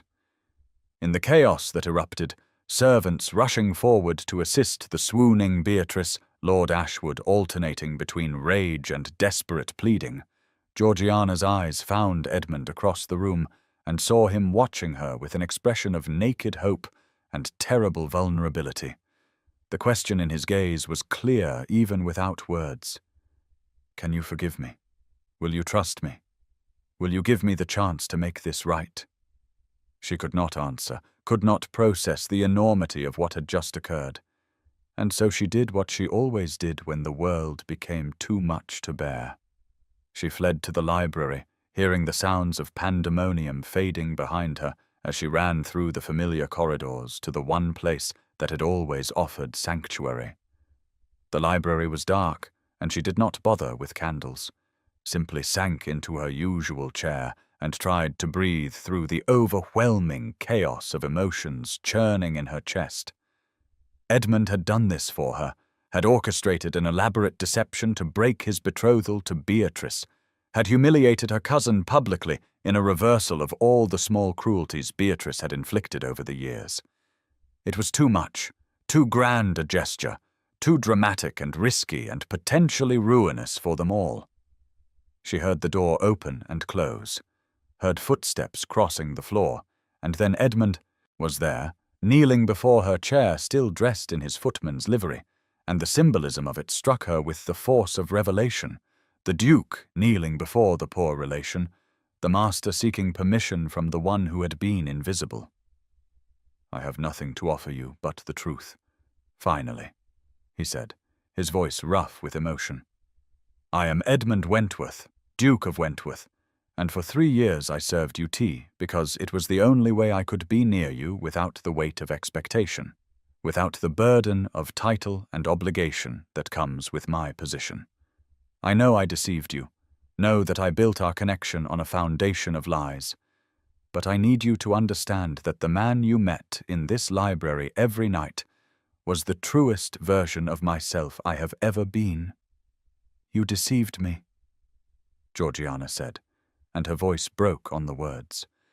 You let me love a man who did not exist. Let me believe Edmund the footman was real when all along he was just a role you were playing." Edmund reached for her hands and she let him take them, let him hold them in his own as he looked up at her with eyes that gleamed with tears in the faint light from the windows. "He did exist," he said fiercely. "The man in this library every night, the one who discussed philosophy with you and marked passages in your father's books and fell more deeply in love with you with every conversation, that man was real. He was more real than the Duke of Wentworth has ever been, more honest than any version of myself I show to the world of society and obligation. The Duke is the disguise, Georgiana. Edmund is who I am with you, stripped of pretense and performance, just a man who found in you everything he had been seeking without knowing he was seeking it." The words should have moved her, should have melted the anger and hurt, but she found herself clinging to her pain as a kind of protection against the vulnerability of hope. "Why should I believe you? Why should I trust anything you say after 3 years of deception?" Edmund's hands tightened on hers, his thumbs moving in small circles against her palms, a gesture of comfort and connection. "Because I am offering you what no one else ever has, what no one else in your life has thought to offer. I am offering you a choice. Refuse me, and I will honor it absolutely. I will release the betrothal to Beatrice as well and disappear from your life. Let you take that position as governess and build a new existence free of me and the pain I have caused. I will respect your decision and never trouble you again. But if you can find it in yourself to forgive me, if you can trust me one more time despite all the reasons I have given you not to, then accept me, and I promise you will never be invisible again. You will be my Duchess, yes, but more importantly my partner, my equal in all the ways that matter. We will finish your father's work together, publish his final manuscripts with your name alongside his. We will build a life of meaning, not merely position, of genuine connection, not social performance. I will see you, Georgiana, every day for the rest of our lives, truly see you and value you and choose you, not because obligation binds me, but because my heart demands it." Georgiana felt tears sliding down her face, the careful control she had maintained shattering under the weight of his words, the offer of everything she had never dared hope for. But there were still questions, still pieces that did not quite fit together in her understanding. The man at dinner tonight, the one pretending to be you, who was he? Edmund's mouth quirked in a small smile, the first she had seen since the night in his room when her world had shattered. "That was Nathaniel Brandon, my cousin and closest friend, the only person who knew the truth of where I had been these 3 years. He has been covering for me, managing my estates and social obligations, writing the letters to Beatrice that I could not bring myself to write. When I told him I had fallen in love with you, when I explained the impossible situation I had created, he agreed immediately to help me find a way out. The loophole in the contract about which Fairfax's daughter was not actually in the original agreement, we invented it together, knowing that the scandal of the Duke rejecting his betrothed publicly would be severe enough that your uncle would not dare challenge it legally for fear of making the humiliation even worse. It was ruthless and it was cruel to Beatrice, but I could see no other way to free myself from the obligation while still honoring the spirit of my promise to my father." The confession of conspiracy should have troubled her more than it did, but Georgiana found she could not summon much sympathy for Beatrice, who had spent years making Georgiana feel small and worthless, and who now would understand what it felt like to be rejected, to be found wanting, to have her value questioned publicly. It was not kind to feel satisfaction in her cousin's humiliation, but Georgiana was discovering that 3 years of invisible servitude had left her with less charity toward her tormentors than she might have hoped. "What happens now?" she asked quietly. "If I accept you, if I agree to this impossible proposal, what becomes of Beatrice and my uncle? What becomes of us?" Edmund shifted his position, moving closer, his hands still holding hers as if afraid she might disappear if he let go. "Beatrice will recover," he said with more confidence than Georgiana felt. "She is young and beautiful, and her portion is substantial. She will find another husband, perhaps one better suited to her temperament than a duke who values scholarship over social position. Your uncle will bluster and threaten, but ultimately accept the situation because he has no choice, and because having a niece who is a duchess, even if she was not his preferred niece, still grants him social advantage. As for us, we will marry quickly and quietly, no grand ceremony to rival what was planned for Beatrice, just a simple service that joins us legally and allows us to begin building the life I described. We will face scandal, certainly. Society will gossip about the Duke who rejected his beautiful betrothed for her poor relation, but we will face it together, and in time other scandals will eclipse ours, and we will be left in peace to pursue the work that matters to us." He paused, his eyes searching her face in the dim light. "But none of that matters if you cannot forgive me, Georgiana. I kneel before you not as a duke demanding obedience, but as a man begging for grace.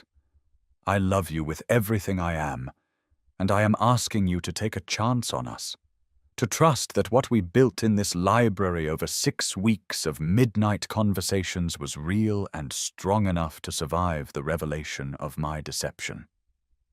Spring rain had begun to fall outside the tall windows, a soft percussion that seemed to wash away the remnants of winter, and Georgiana looked at Edmund kneeling before her in his footman's livery and saw him clearly for the first time, not the servant and not the duke, but simply the man, flawed and frightened, and offering her his heart with a vulnerability that must terrify him. She thought of her father, who had always told her that true partnership required intellectual equality and mutual respect, that the greatest marriages were those between minds as much as bodies. She thought of the 6 weeks of conversations, of marked passages in books and debates about philosophy, of feeling truly known for the first time since her father's death. And she thought of the alternative, of refusing him and taking a position as governess, of spending her life teaching other people's children while burying her own intellect and passion in service to strangers. The choice crystallized with sudden clarity, not between forgiveness and anger, not between trust and caution, but between fear and courage, between clinging to the safety of invisibility and risking everything for the possibility of being truly seen. She reached out and touched Edmund's face, letting her fingers trace the line of his jaw, the curve of his cheek, learning the geography of this man who had served her tea for 3 years while secretly loving her. "Yes," she said simply, and watched his expression transform with joy and relief and something very like wonder. "Yes, I will marry you, Edmund Wentworth. I will take the risk and trust you and build this impossible life together. But know this, if you ever serve me tea again as a footman, I shall throw it in your face, because I want you as my partner and my equal, not my servant pretending humility he does not feel." Edmund laughed then, a sound of pure happiness, and rose from his knees to pull her into his arms, holding her with a fierceness that spoke of how much he had feared she would refuse. They married 3 weeks later in the small chapel on the Wentworth estates in Northumberland, a ceremony attended by only a handful of witnesses, including Nathaniel Brandon, who had played his part so brilliantly, and Mrs. Whitmore, who had kept Edmund's secret for 3 years with a loyalty that spoke of deep affection and respect. Georgiana wore a simple gown of ivory silk, no veil or elaborate trappings, and carried a small bouquet of wildflowers picked from the estate gardens that morning. Edmund stood waiting for her at the altar, no longer in footman's livery, but dressed as himself finally, as the Duke of Wentworth. Yet when she looked at him, she saw only Edmund, the man who had knelt before her in the library and offered her partnership instead of possession, freedom instead of constraint. The ceremony was brief and deeply felt, the words of the service taking on weight and meaning as they spoke their vows, promising to honor and cherish, to build a life together based on mutual respect and genuine love rather than social obligation or dynastic necessity. When the vicar pronounced them man and wife, when Edmund kissed her for the first time, as her husband, Georgiana felt something fundamental shift inside her, the realization that she was no longer invisible, no longer the poor relation tolerated on sufferance, but rather the Duchess of Wentworth, with all the power and position that title conveyed. Yet more importantly, she was Edmund's chosen partner, his equal in the ways that truly mattered. The scandal had been every bit as severe as Edmund predicted, society buzzing with gossip about the Duke, who had rejected his beautiful betrothed for her plain cousin, speculation running wild about what could possibly have motivated such a shocking reversal. Some whispered that Beatrice must have been discovered in some compromising situation. Others suggested that Georgiana had used some form of witchcraft or manipulation to ensnare the Duke, and still others claimed the entire betrothal to Beatrice had been a misunderstanding from the start, and the Duke had always intended to marry the scholarly Miss Georgiana. Lord Ashwood had indeed blustered and threatened legal action, but Nathaniel Brandon's solicitors had constructed the loophole in the betrothal contract with such careful attention to plausible deniability that any challenge would have required exposing the fiction, which would have brought even greater humiliation to the Fairfax family. In the end, Lord Ashwood had accepted a substantial financial settlement from the duchy in exchange for his silence and agreement, enough money to save his estates from the creditors Georgiana had not known were circling, and he retreated to Ashwood Hall to lick his wounds and avoid society's knowing looks. Beatrice had taken to her bed for a week following the rejected engagement, weeping and raging by turns, but youth and vanity proved resilient, and within a month she had emerged with renewed determination to find a husband who would appreciate her properly.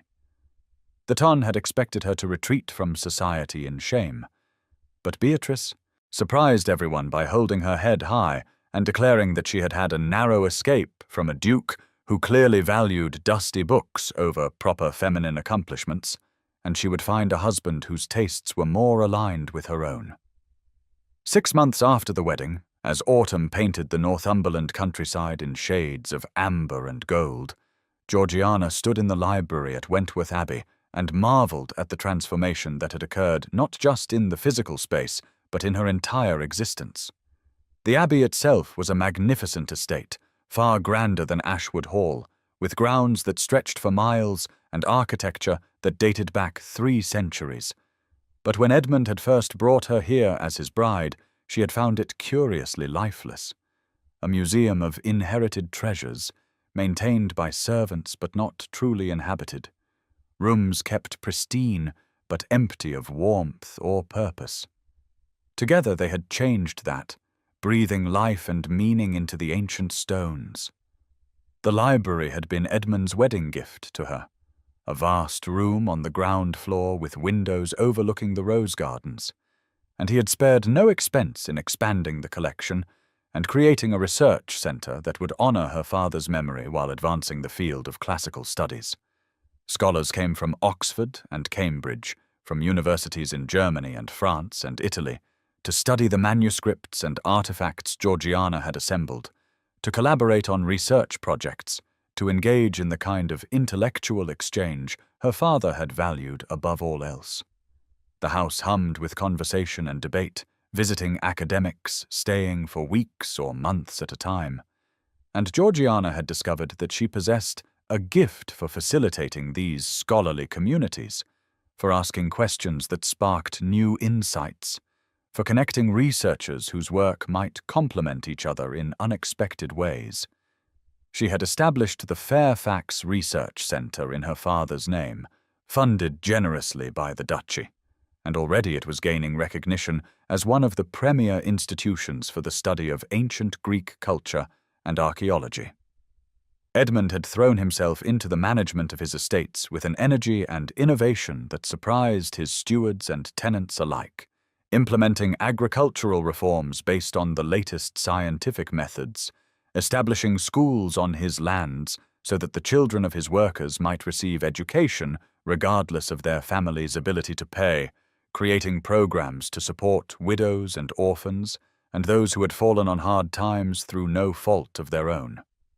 He had shed the typical trappings of aristocratic life, the endless rounds of social calls and fashionable entertainments, instead focusing on work that he found meaningful, that allowed him to use his position and wealth to create genuine positive change.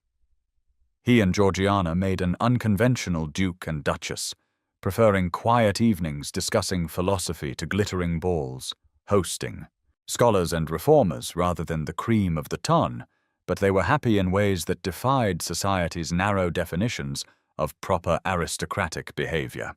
On a particular evening in late October, as the sun set early and cast golden light through the tall windows of their private library within the larger Abbey library, Georgiana sat in her favorite chair, reviewing the page proofs of her father's final manuscript.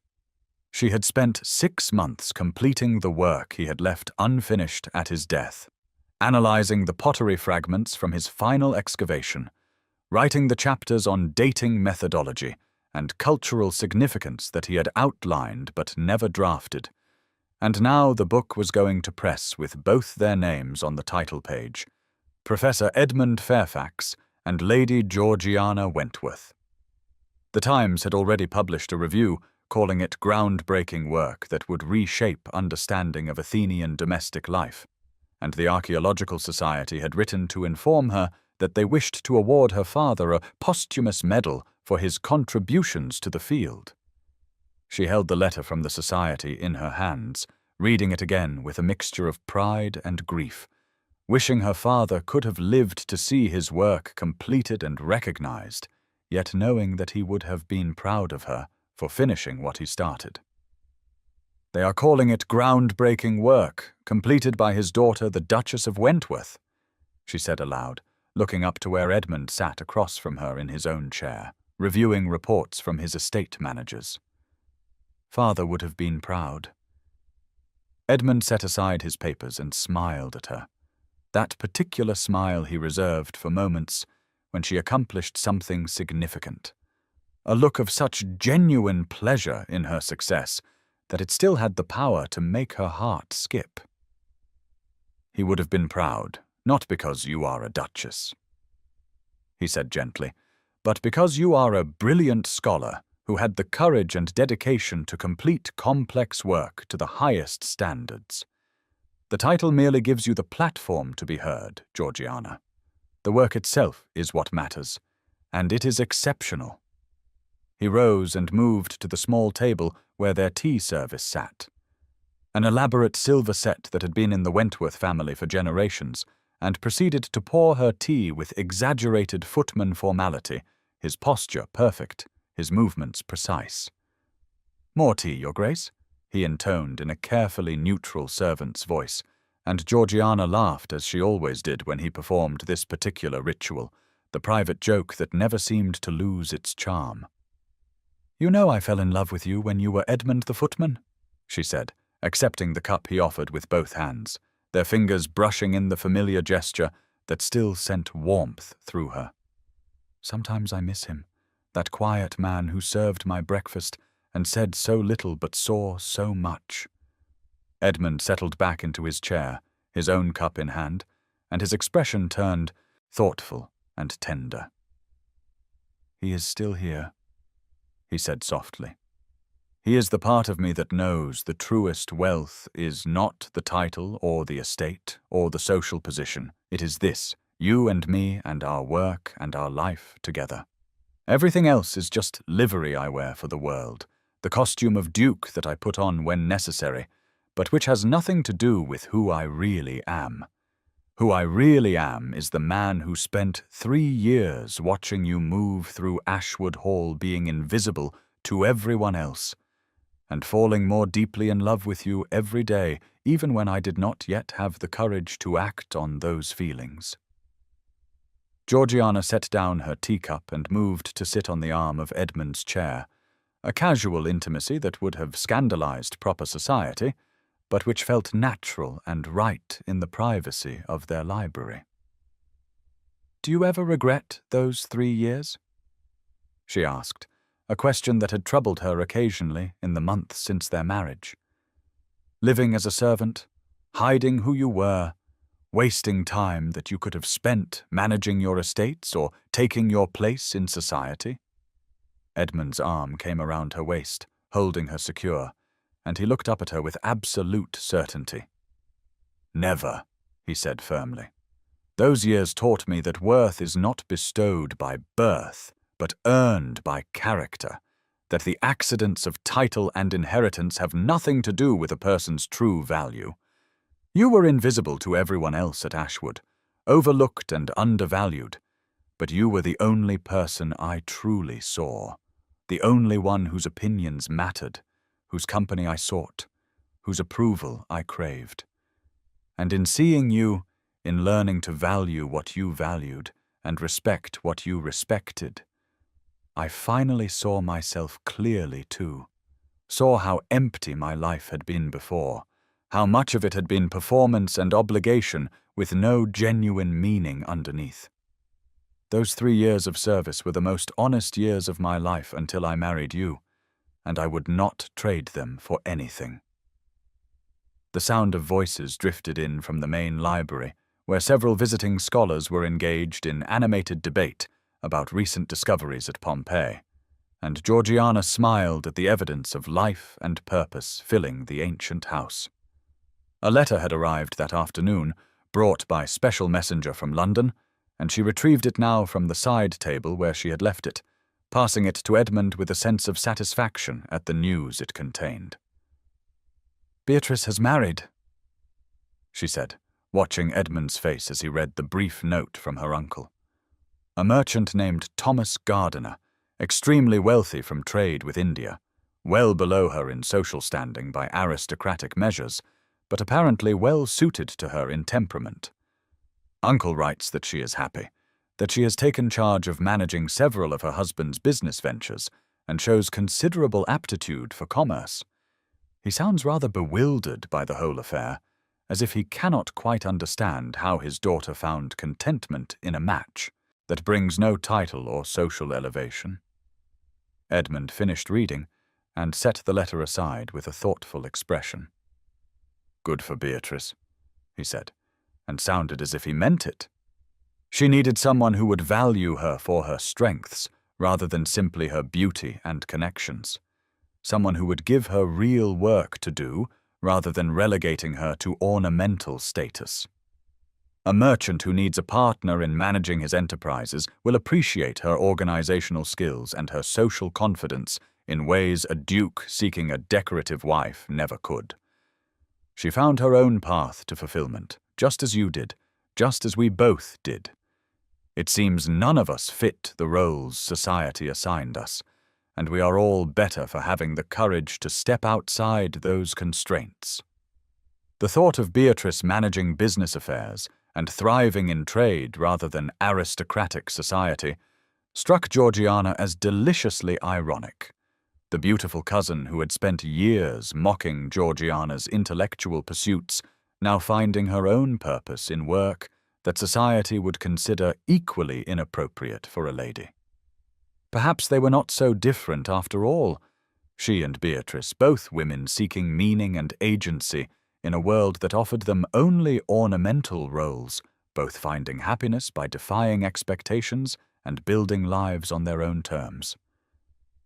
"Uncle Ashwood has lost the social standing he craved," Edmund observed, returning to the letter, "but it does not seem to have taught him anything. He still measures worth in titles and connections, still cannot understand why his daughters chose as they did.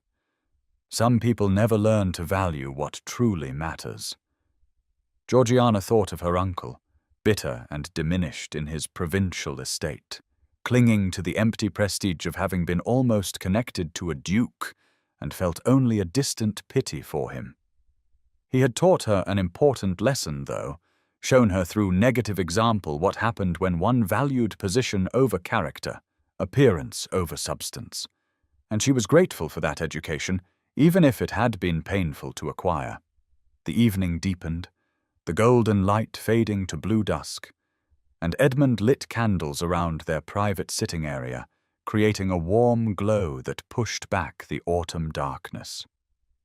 They returned to their respective work, Georgiana making notes on a new research project examining trade routes between Athens and Sparta, Edmund reviewing plans for a new school he intended to establish in the village nearest Wentworth Abbey. But the silence between them was comfortable and companionable, the easy quiet of two people who need not fill every moment with conversation because their connection runs deeper than words. After perhaps an hour, Georgiana set aside her notes and simply watched Edmund as he worked, this man who had transformed her life so completely, who had seen her when she was invisible to everyone else, who had chosen her over duty and obligation and society's expectations. "I never thanked you properly. I thanked you for serving me tea all those mornings at Ashwood," she said softly, drawing his attention from his papers. "It was the kindest thing anyone ever did for me, being present and constant and there every morning without fail. I did not understand it at the time, did not recognize it for what it was, but you were showing me every day that I mattered, that someone saw me even when I felt most invisible." Edmund set aside his work and reached for her hand, bringing it to his lips in a gesture that managed to be both courtly and deeply intimate. "It was never service, my love," he said, his voice rough with emotion. "It was devotion from the very first morning, though it took me far too long to understand that myself. I told myself I was observing the household, studying the family I would join, performing my duties as a footman, but the truth was I was falling in love with you one teacup at a time, one perfectly ordinary morning after another. You became the center of my existence without my even realizing it was happening. And by the time I understood what you meant to me, I was so thoroughly caught that escape was impossible and undesirable. Those mornings serving your tea were the holiest ritual of my life, the moments when I could be near you and care for you in the only way my false position allowed." Georgiana felt tears prick at her eyes, overwhelmed by the gift of being loved like this, of being chosen and valued and seen so completely. She thought of the past 6 months, of the life they had built together at Wentworth Abbey, of the work they were both doing that gave meaning to their days and purpose to their privilege. She thought of the research center bearing her father's name, of the scholars who gathered here to advance human understanding of the ancient world, of the schools Edmund was establishing, and the reforms he was implementing that would improve the lives of hundreds of people who depended on the duchy. She thought of how invisible she had felt at Ashwood Hall, how she had believed herself to be without value or purpose, and marveled at the transformation that love and partnership had wrought. "Being invisible taught me to see clearly," she said finally, articulating a truth that had only recently become clear to her. "When no one is looking at you, when you are overlooked and dismissed, you learn to observe rather than perform, to notice details others miss, to develop your own judgments independent of society's opinions. Those 3 years at Ashwood, when I felt most worthless, were actually preparing me for this, teaching me to value substance over appearance, character over position, genuine connection over social performance. I learned to see people as they truly are rather than as they present themselves, and that is how I saw you, Edmund. Saw past the footman's livery to the man beneath, recognized the intelligence and kindness and integrity that you were hiding from everyone else." Edmund pulled her from her chair into his lap, holding her close, and they sat together in the candle-lit library, listening to the distant sounds of the house around them, the scholars debating in the main library, the servants moving through their evening routines, the wind beginning to rise outside as autumn asserted itself. Through the tall windows, Georgiana could see the first stars appearing in the darkening sky, pinpricks of light against the gathering darkness, and she thought about how much had changed since that winter evening at Ashwood, when Beatrice announced her engagement, and Georgiana felt the walls of her small, constrained life closing in completely. She had believed then that she understood the boundaries of what was possible for someone in her position, had accepted that invisibility and dependence were her permanent conditions, but Edmund had shown her that the roles society assigned were not immutable facts, but rather costumes that could be shed, that identities could be chosen rather than simply accepted, that love could transform everything. The tea service sat on the table beside them, the silver gleaming in the candlelight, and Georgiana reached out to touch the handle of the pot that Edmund had used to serve her just an hour earlier. This simple object had been present at every significant moment of their relationship, she realized, from those early morning services at Ashwood, when Edmund was still just the invisible footman, through their midnight conversations in the library, to this evening at Wentworth Abbey, where they sat as equals and partners building a life of meaning together. The ritual had remained constant, even as everything else transformed, the pouring of tea from pot to cup, a thread of continuity connecting the woman she had been to the woman she had become. Sometimes the greatest love stories begin with the smallest gestures, she said quietly, more to herself than to Edmund. A footman serving tea day after day, waiting patiently for the moment when both people could finally see each other clearly, when the barriers of position and pretense could fall away and genuine connection could emerge. We built our love in teacups and book margins, in stolen glances across crowded rooms and midnight conversations about ancient philosophy, in all the small, ordinary moments that no one else noticed or valued. That is what made it real, Edmund, not grand gestures or dramatic declarations, but rather the steady accumulation of daily acts of care and attention, the choosing of each other again and again in ways too small for anyone else to see.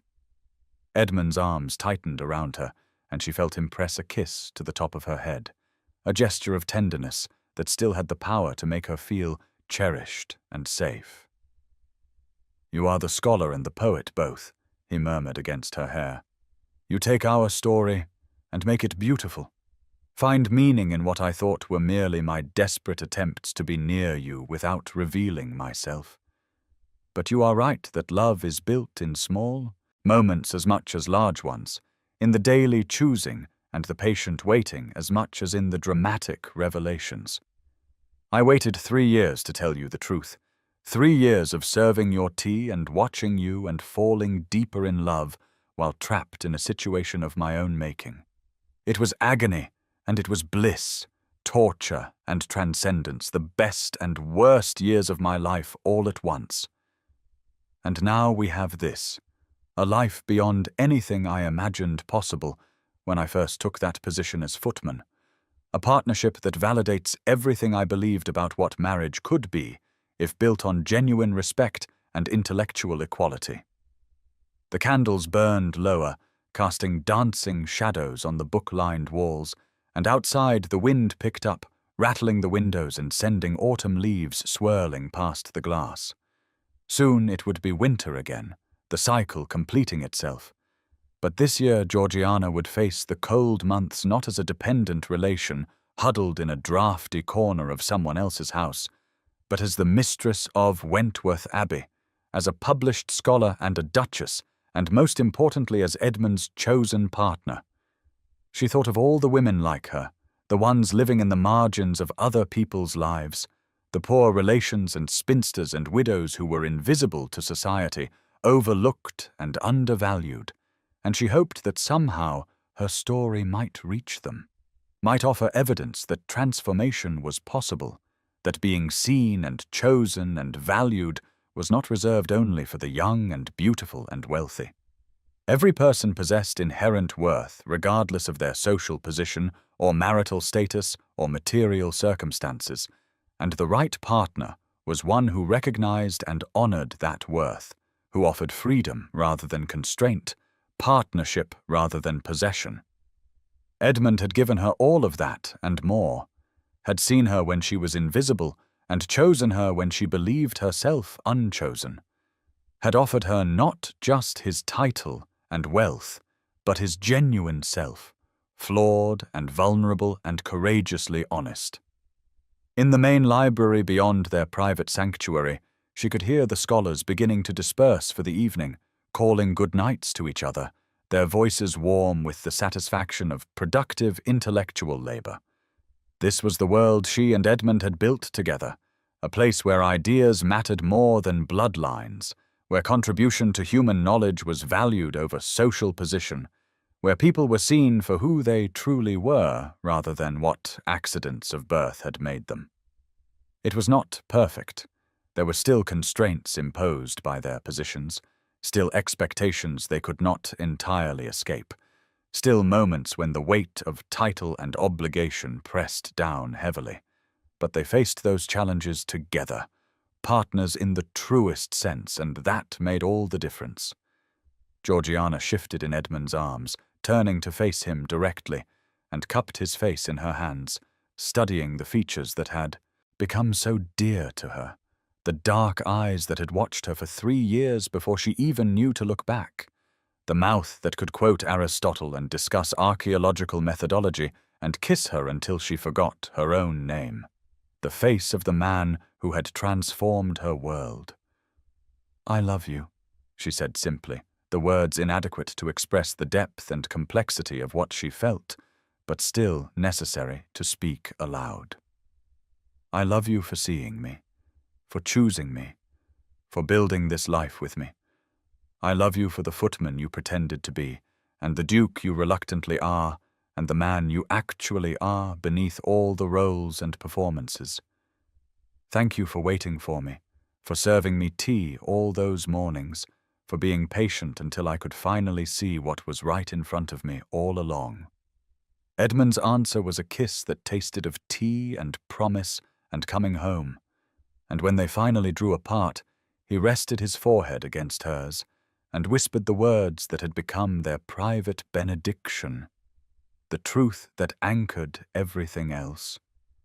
"From the very first morning," he said, and she knew he meant the devotion, the love, the choosing of her above all others. From the very first morning and every morning after, now and always. Outside the library windows, the stars wheeled in their ancient patterns, the same constellations that had looked down on the Greek philosophers whose words filled the shelves around them, the same sky that had witnessed countless human dramas of love and loss and transformation. But here in this moment, in this library at Wentworth Abbey, with tea growing cold in delicate cups and candles burning low and the autumn wind singing outside, Georgiana Fairfax Wentworth, formerly invisible and now gloriously seen, sat in her husband's arms and knew herself to be blessed beyond measure, to have found in the most unlikely of places and the most impossible of circumstances the partnership her father had always told her was worth waiting for, worth fighting for, worth building a life around. The tea service would be there again tomorrow morning, she knew. Edmund would pour for her as he always did now, the ritual transformed from service to sacrament, from duty to devotion, from the smallest of gestures into the foundation of everything that mattered. And she would accept the cup as she always did, with hands that no longer trembled, with a heart that knew itself loved, with the quiet certainty that she had finally found her place in the world, not by becoming someone different, but by being seen clearly as exactly who she was.